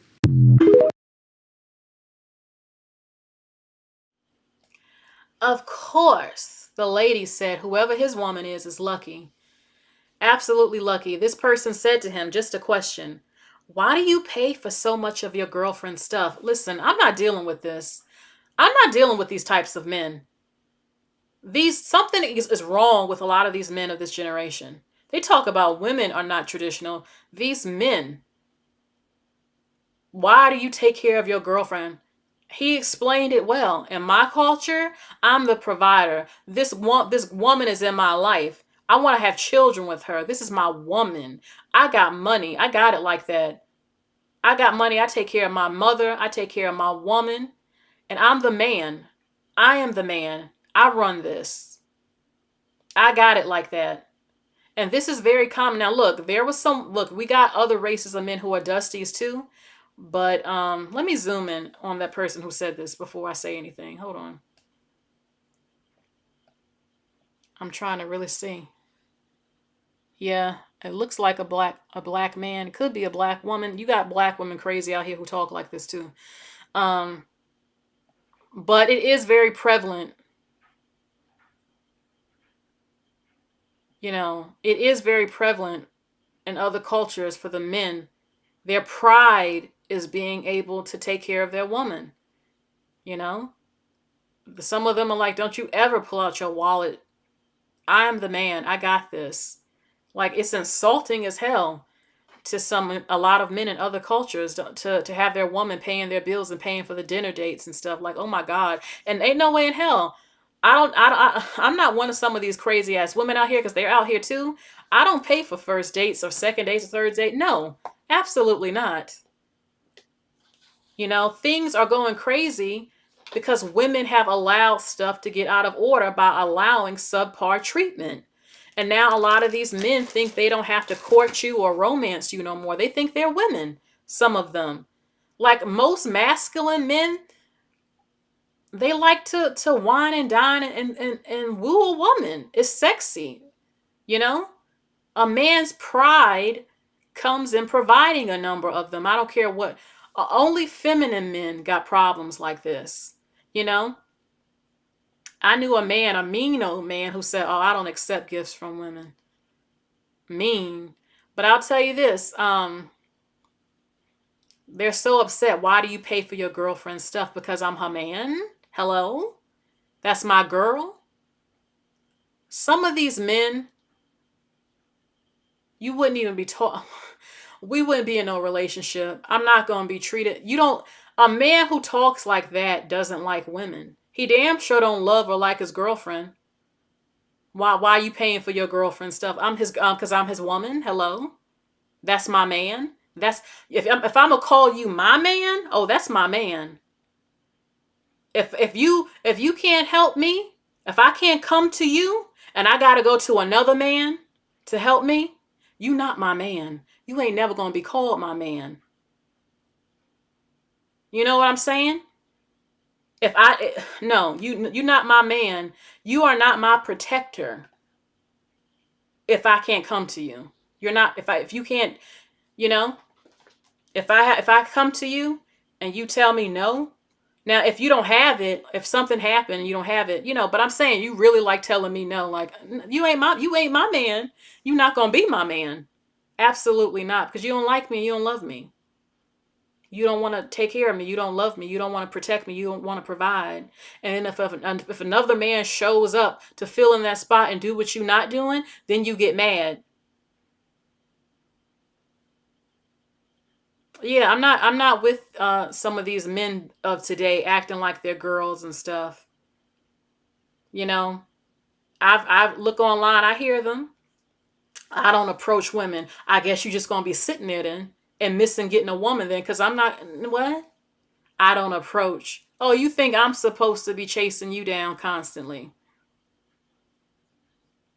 Are you not the man? Aren't you not the alpha up in here, the lion, the king?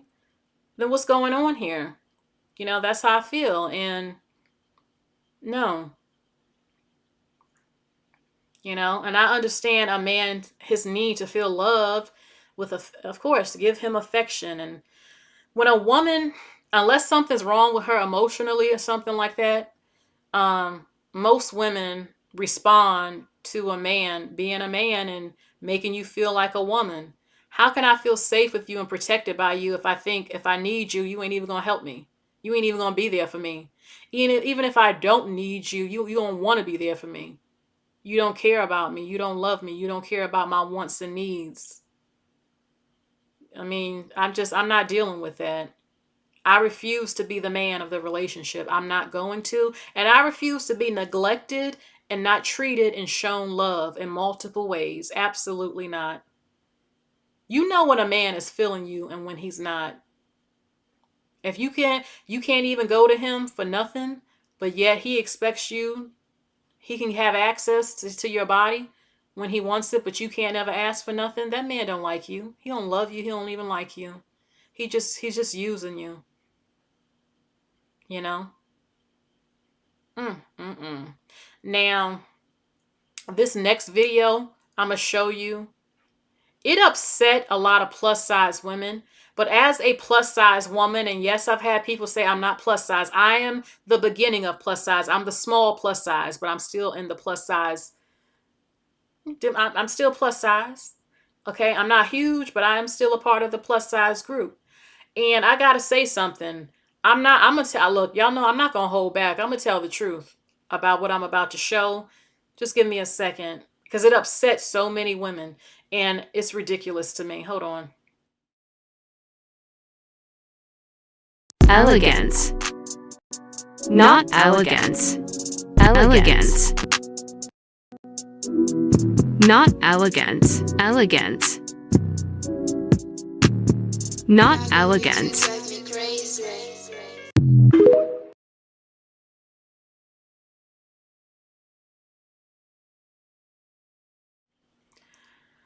A lot of women, I have said this before, and I'm not going to hold back on plus size women. As a plus size woman myself, I know what I can and cannot wear, or what I should and should not wear, what is not flattering. Now, in some cases, you can't hide certain stuff, but there are some ways to do stuff with shapewear and all types of stuff, or wearing shit that fits you. But this is not about what fits. This is about what's elegant versus what's not elegant. And so many women in the comments were so pissed off at this woman. How could you be pissed off? I want to show, let's examine.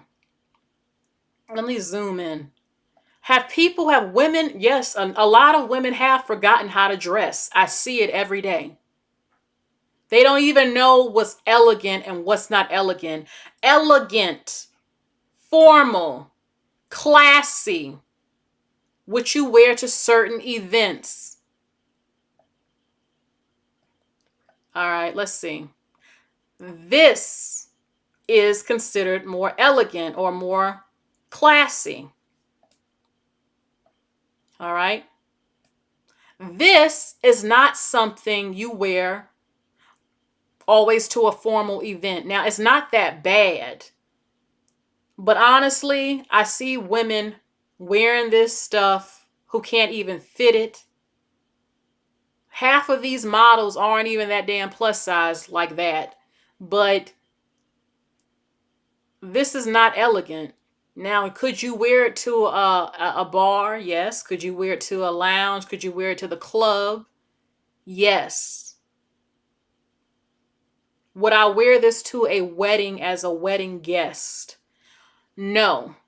Almost, but no. With the stomach part out, and let's be honest, most plus size women's stomachs are not... the way that dress... I'll just save it. No, just no. All right, so let's go to the next. I am tired of companies making stuff for plus size women that we should not be in. It's too damn short. Most plus size women have large legs. You would be convinced that we all want to dress like this because this is what you see now. There aren't many options because the damn fashion companies keep trying to make the same dress a skinny woman wearing for a plus size woman. Now, yes, there are women who don't mind their legs if they got a lot of cellulite. Some plus size women don't want all they damn fat out, but they don't think about that. Half of the time, the dress don't even look like what's advertised once you're in it, unless you get some shapewear. The sizes are always 2 sizes smaller than what they say. In some cases, too big, but most of the time, too damn small, especially on the material. How could they get mad? Why would I show up to an event to dress elegant with my rolls hanging out? Why would I show up to an event with my rolls literally for everybody to see? What is flattering about that? That doesn't mean I can't love my body or my man don't love it. When I'm home, he sees it and all of that. But typically, why would I go to a formal event? On the right is better. It's still a cute dress. It's ruche, so it gives it some texture. She still has her legs out with some cute shoes. On the left is not appropriate for an elegant event. It's not appropriate to wear at all as a plus size woman if you have rolls. And there's no shame in saying that. I have a roll. I don't have a flat stomach. Listen, I could always lose weight and all of that, but I'm not perfect. Shit. I'm not super skinny, but I'm not obese, but I'm not perfect. Let's just say that. I'm not trying to go out for you to see that. Why would I do that? It's not flattering. But nobody wants to say it because they think the plus size woman gets picked on. No, you can be fly and be big. Oh, yes. There are a lot of fly ass plus size women out there. I'm one of them that can dress. Dressing, wearing stuff that fits you the best it can fit. Not trying to squeeze in shit that's 2 sizes too small. You can't close the jacket, maybe because your breast. Then get a damn 3X instead of a 1X. You're not a 1X. Stop lying. Get your damn size if you can. If you want to wear something a little form-fitting, get some damn shapewear to smooth it out. You know? But a lot of these companies look on these videos and they see all these. As a plus size woman, I'm tall. I don't look my size because I'm tall, but I still, I'm on the lower end of plus size, but I'm still plus size. And when I type in right on here, plus size outfit of the day, plus size, I see a string of plus size women looking a hot mess on here. It is saddening. The vast majority look a mess. I didn't say their faces was busted, but they just squeeze into shit that don't even fit and then smile and say, see, it looks good. Girl, stop it. It's 3 sizes too damn small. You can't even fit it, but you're lying trying to convince yourself and that I'm tired of it. Now, I understand if you're like a 5X or a 6X. We understand that because a lot of these companies don't make half the time the stuff ain't even true to size. It's Chinese sizes. They're not plus size over there. And they're making all the clothes. But a number of them, it's just saddening. There's only a few. Now, I have a fashion channel I need to dedicate myself more to. But it's only I've only seen damn near 4 out of 300. All of them up on here, half of them, they don't care how they look. They don't dress for the occasion. They don't wear shapewear. They let everything unflattering just fall out without a care in the world and call it body positivity. And it's not, and these companies, it's making me upset because I am still plus size and I have things I want to wear. And when I go on sites to get stuff, I have to skim through shit because half the stuff is damn near close to the coochie. Is that short? I am a plus size woman. I am not super skinny, but I want to wear things that's flattering, that looks good as hell still, that works for me. There are a lot of plus size women. I don't have really big legs, but some do. Why do they keep thinking they all want their huge legs for everybody to look at? Or cellulite? But all the companies keep making shit.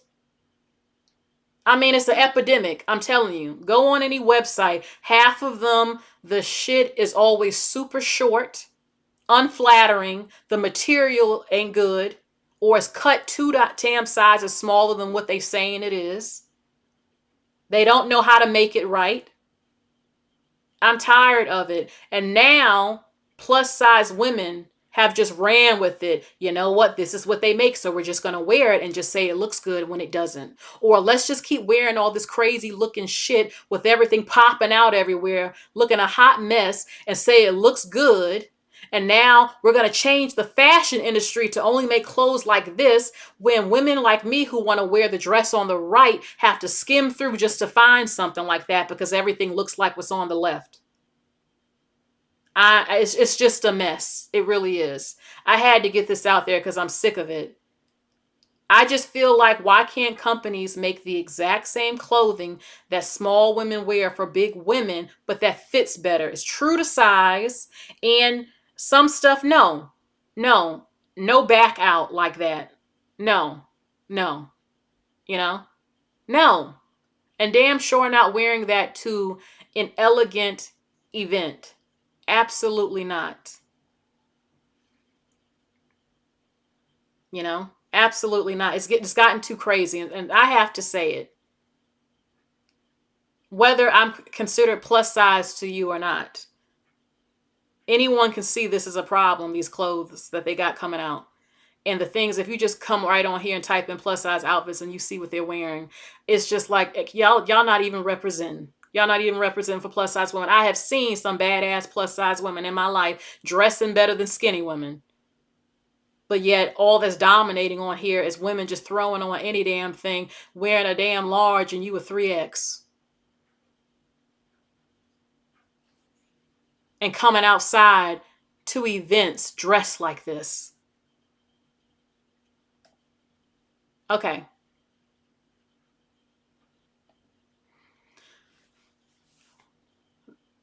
No, on the left, that's not elegant, but it is cute, but that's not actually a real plus size woman. She is probably a size 12.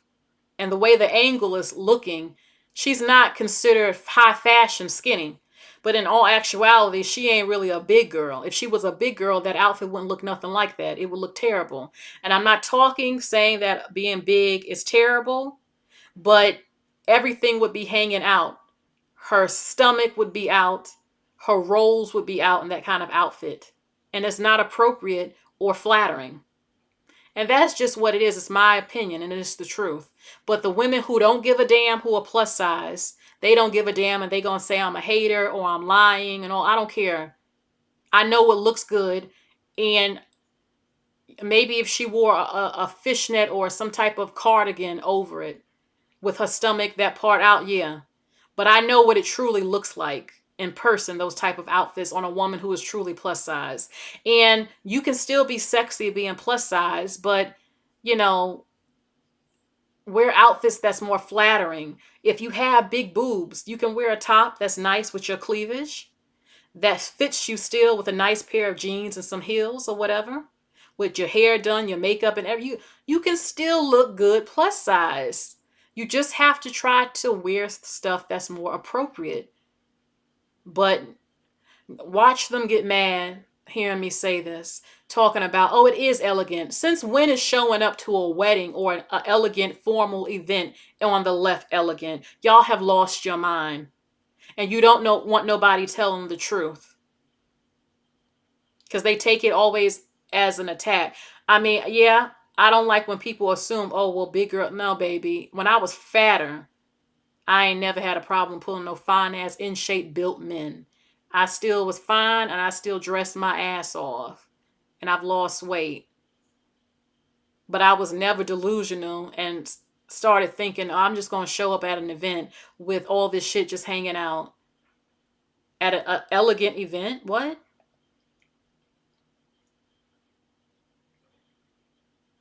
All right, let's go to the next thing. So basically, I need plus size women to stop the effery going on that I see. Y'all just don't give a damn no more. Half of y'all don't give a damn. Y'all think I'm gonna just go out and any damn thing. I'm gonna have everything out. And y'all don't care. Y'all don't care about having nothing looking flattering no more, dressing for the event no more.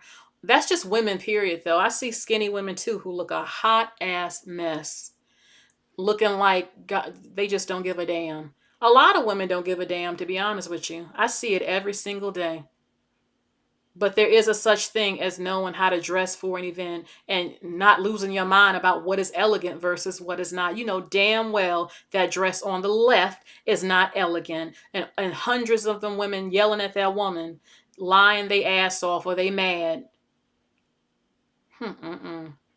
Lord, let's go to the next thing. Give me a second. I know I get emotional because it truly hurts my soul. You don't know, I've been holding this in for years, what I'm seeing going on. I can't take it no more.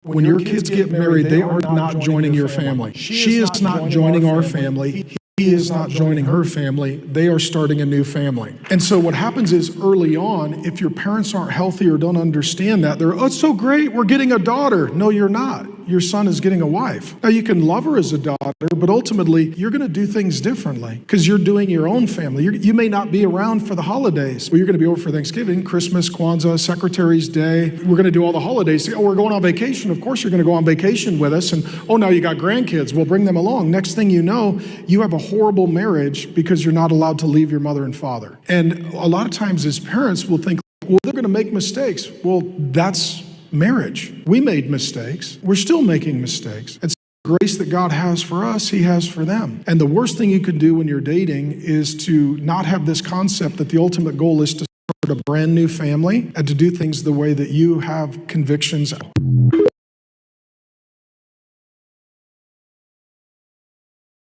When your kids get married, they are not joining your family. She is joining our family.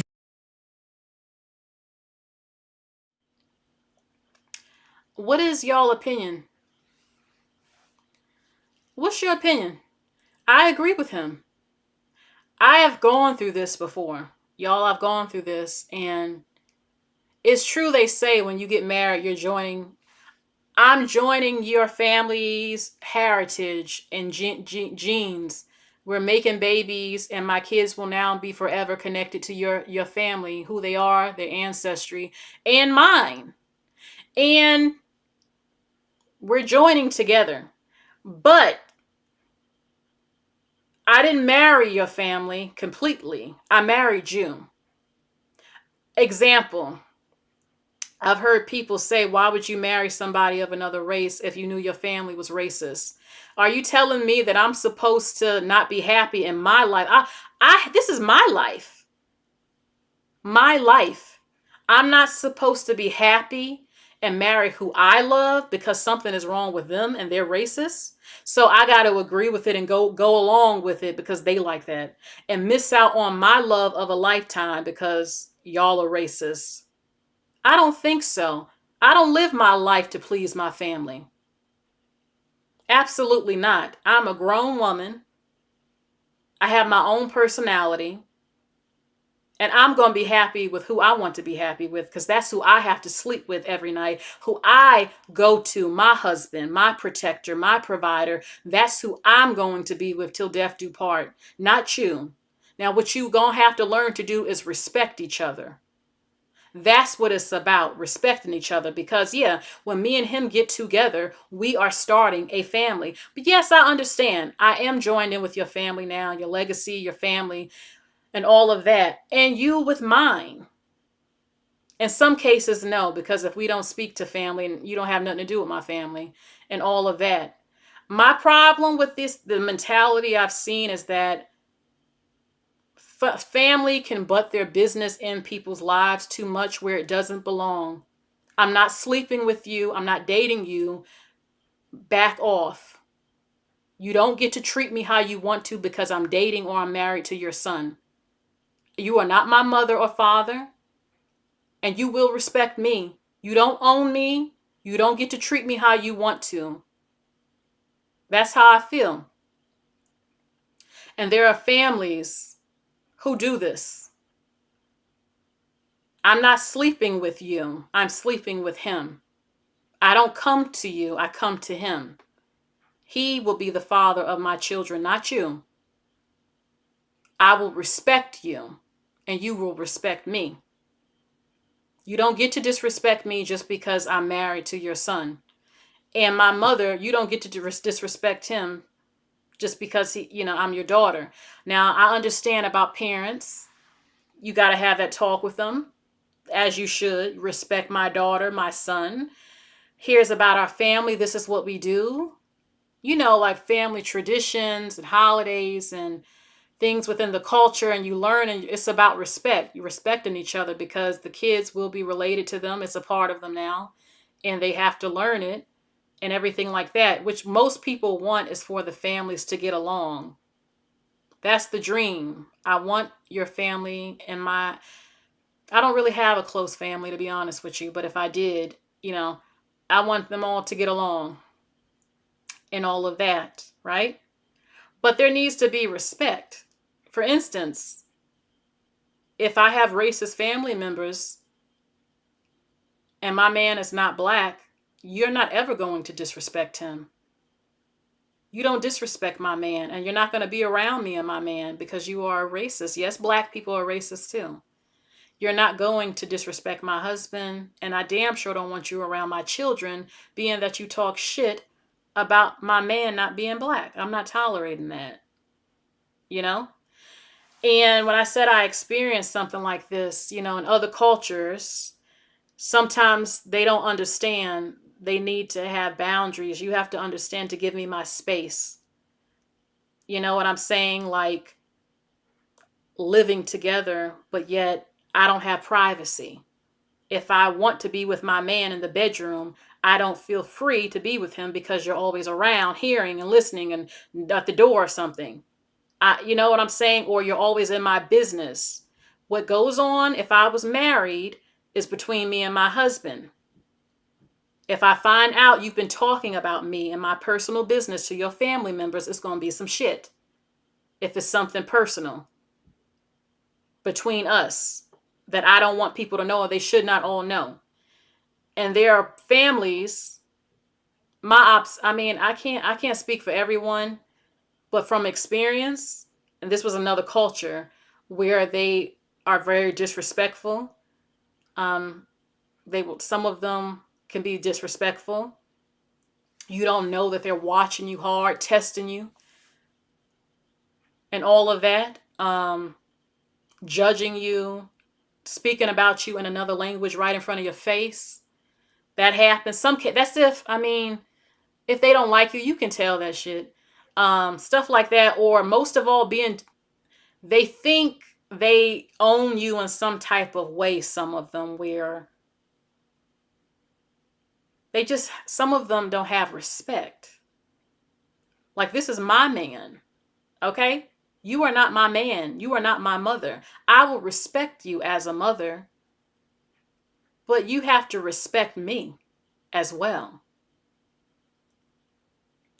For example, this guy I was in a relationship with, he wasn't black. It was his home. He ended up having the family come over, permanently type of thing. Lied to me about it after I asked, because I know in other cultures that's very common. I want to know. That don't mean I'm going to have a problem, but let me know. Oh no, we don't do that. We don't do that. Lied his ass off. He does. Very common in his culture. So for me and my culture, I guess you can say, well, the way I was raised, it's his house. I'm his woman. I'm the woman of the house. That's how I feel. But now that I'm older, more mature, I realize, well, I wasn't his wife, but still I was his girlfriend. I'm here. I live here. And anyway, I didn't know his mother and family was testing me because they believe in marriage. I come from a community that don't. Every black woman up in here knows this. So I didn't know this at first, that this was what's going on, right? Family members popping up from out of state. Just meet me and test me and see if I'm worthy. Being disrespectful. All of that. But I was being a nice, good girl. Being good. All of that. So, one thing his mother did that really pissed me off.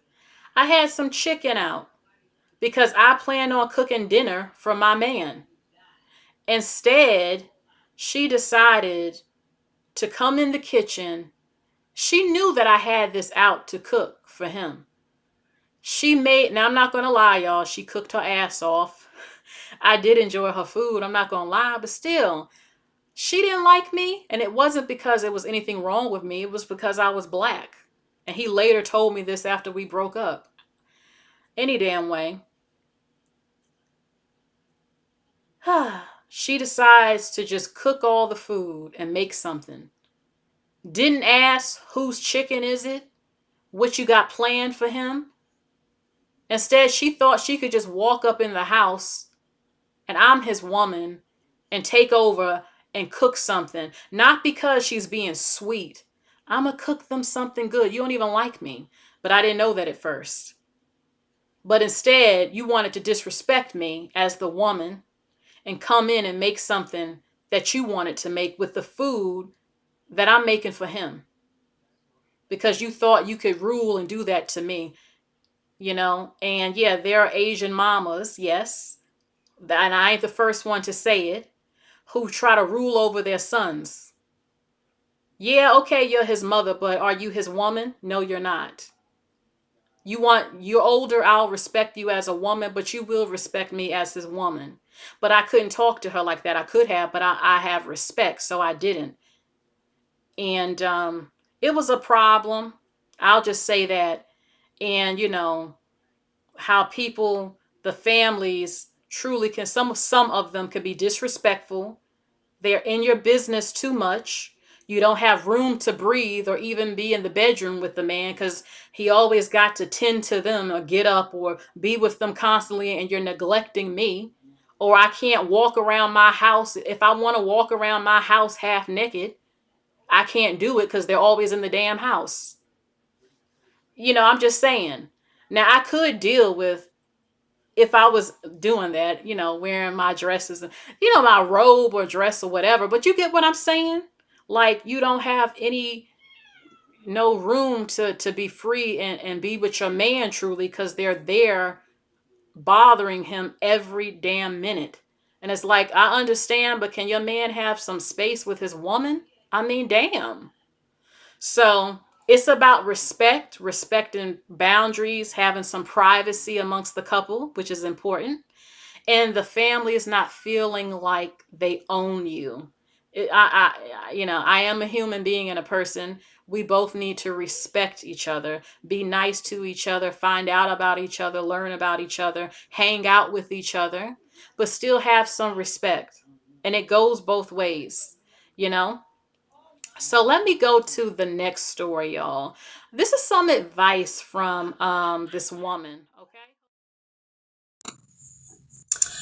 Things weirdo bitches did that let me know that they were not my friend and they hated my guts.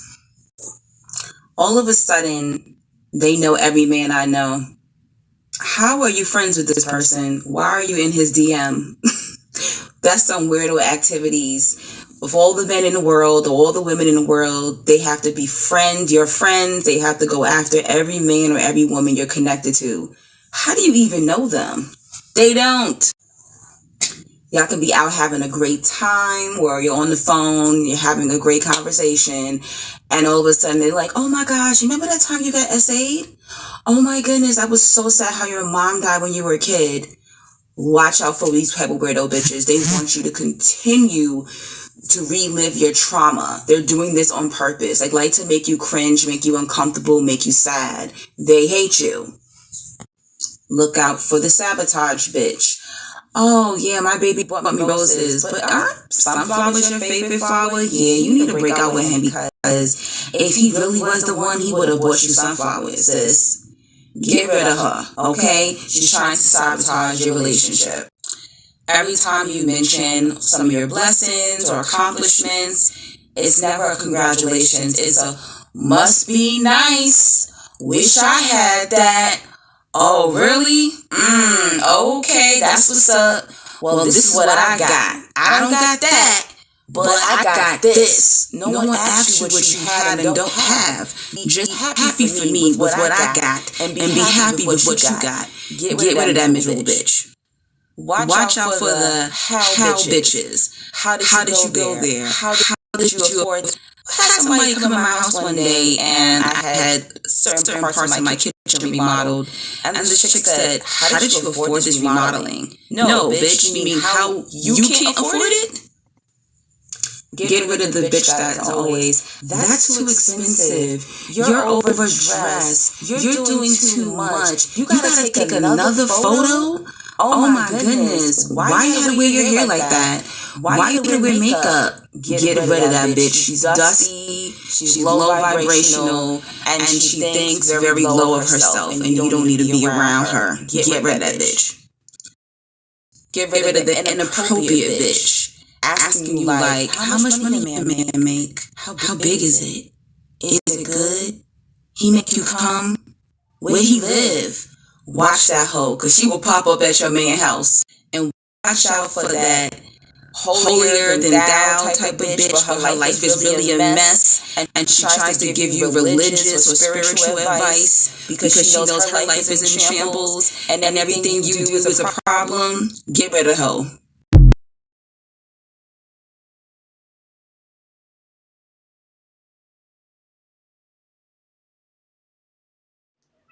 Y'all might hear my baby cat. I got another cat.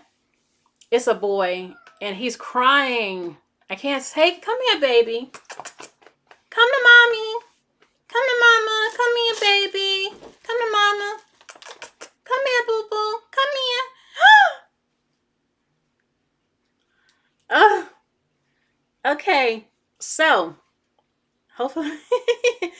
Okay, don't you get up on here. Okay. Um, oh, let me, what she's saying is so true. But I wouldn't be effing with no girls like that. No girls at all like that. Once I catch that once I catch smart mouth stuff and that sneaky stuff, girl, it's over. Like if a girl asks me, if I'm in a relationship and she asks me about my man's penis and money, ain't no way you coming around my man or around me anymore. But you gotta watch out for jealous girlfriends and stuff. I don't do the frenemies thing at all. Once I spot it, which I can spot very quickly, I'm not effing with you. I'm not effing with you at all. Hold on, y'all. Come here. Come here. Um, you know, one way you can spot, oh my baby, one way you can spot if a girl's a hater. I've seen this happen, y'all. I don't know her YouTube channel. Someone who said her YouTube channel, y'all want to see the baby? Come here, boo boo. Come here. Come here. Okay. It's so hard to concentrate because my baby, he wants his love and attention. And this is my baby. Oh, my baby. Okay, one thing you can spot if you have a hater, if you show a so-called girlfriend a picture of you and you're looking really good, I've seen this happen. And she says, when was that picture taken? Oh, that must have been years ago. She's dissing you. She's saying right to your face. I'm going to put this on TikTok. She's saying right to your face, you don't look like shit, or you don't look that good, or you was looking good then, you don't look good now. If she said, well, when was the, or if she say, y'all got to pick up on it. If she say, oh, when was that picture taken? She's trying to say, you don't look like that to me. Or I don't think you look that good. It's women be doing stuff like that. They'll say little sneaky disses to you just like that. So what she said is true. You got to watch women. You got to read between the lines, and you got to read between the lines. Sometimes they're real bold. Women can be real bold when they trying to diss you. I'm not having it. What, baby? Stop crying. Okay. I'm trying to think. There was this crazy woman on my job she said something. She was kind of obsessive. I can't remember right now, Lord, but just watch women and watch what they say when they talking to you. All right. So I think I'm going to show one story, and then I'm going to go with part 2 maybe tomorrow with more news. I've been live for 2 hours and 46 minutes. Maybe I'll show 2 more stories. Okay.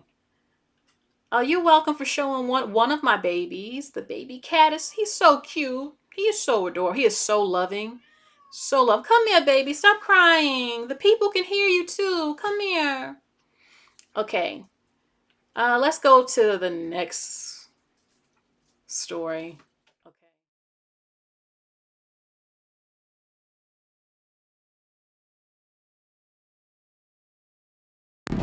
But now, something different.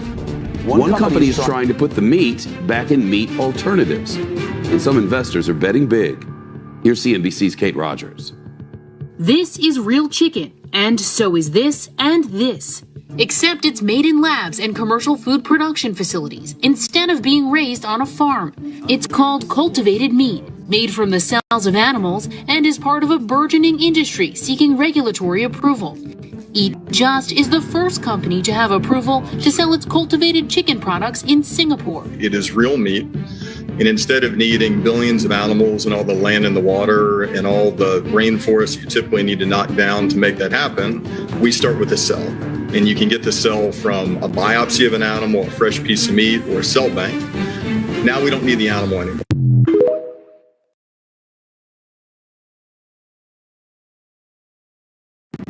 But now,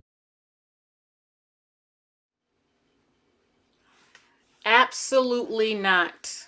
There are many people who would say, we're in the end of days. The end of days is upon us. Get prepared. We're eating, well, not real meat. Now, this has only been approved in California and another state, but this is just the beginning, possibly. I won't speak it into existence, but I will say this. There is no way in the world I am eating lab-grown chicken or any kind of meat. I immediately thought of that movie Soylent Green. I'm like, what's going on here? Is it that bad? Y'all just can't raise up chickens and cows no more the way it used to be? Now, when we talked about population control again, some people said they're doing all of this because they can't feed everybody. It's too many people on the planet. Listen, we got to figure something out when it comes to this, because I am not eating lab-grown meat. We don't know what can come from this. We don't know if some type of disease or something to change our cells or something crazy can happen. I refuse to eat lab-grown meat. The only way that would ever happen is I don't know is lab-grown meat. But if I know it is lab-grown meat, I am not eating it. Absolutely not. There is a limit of things that should happen, and this is one of them. I'm not eating lab-grown meat at all. Now everything is going on with the vegetables and the fruit and everything like that, and it's ridiculous to me. What I started thinking when I was little, what was going on then with the fruit and the vegetables? Before they opened Whole Foods and shit. That's why people say go to the farmers market, where the farmers are, where everything is organic. And I hear that organic is not much different, but the pesticides and all this stuff going on. If I had a lot of land or the ability to, I would grow some of my own vegetables and herbs and stuff like that. It would probably be fun. And I would definitely do it with the best type of seeds and stuff like that. That would be fun. You know, I don't think I could kill the chickens and stuff. I can't do it. I do eat meat. I eat chicken. I eat beef. But I couldn't bear to look them in the eye and kill them to eat them. I know. It would be too hard for me. My husband or somebody would have to do it because I can't do it. But I gotta say though, this lab meat is not it at all. I hope that they ban this. I pray that they ban this in the entire world and that the world finds a way to make every single vegetable and fruit that we eat all organic. Period. Everything will be organic and healthier and natural tasting and good, and all of that. None of this fake meat stuff. Absolutely not. Absolutely not. I mean, they have lost their mind doing this, seriously. And the fact that people are really going to eat that, like, come on now. No, don't be shocked if something crazy happened from this. All right, so,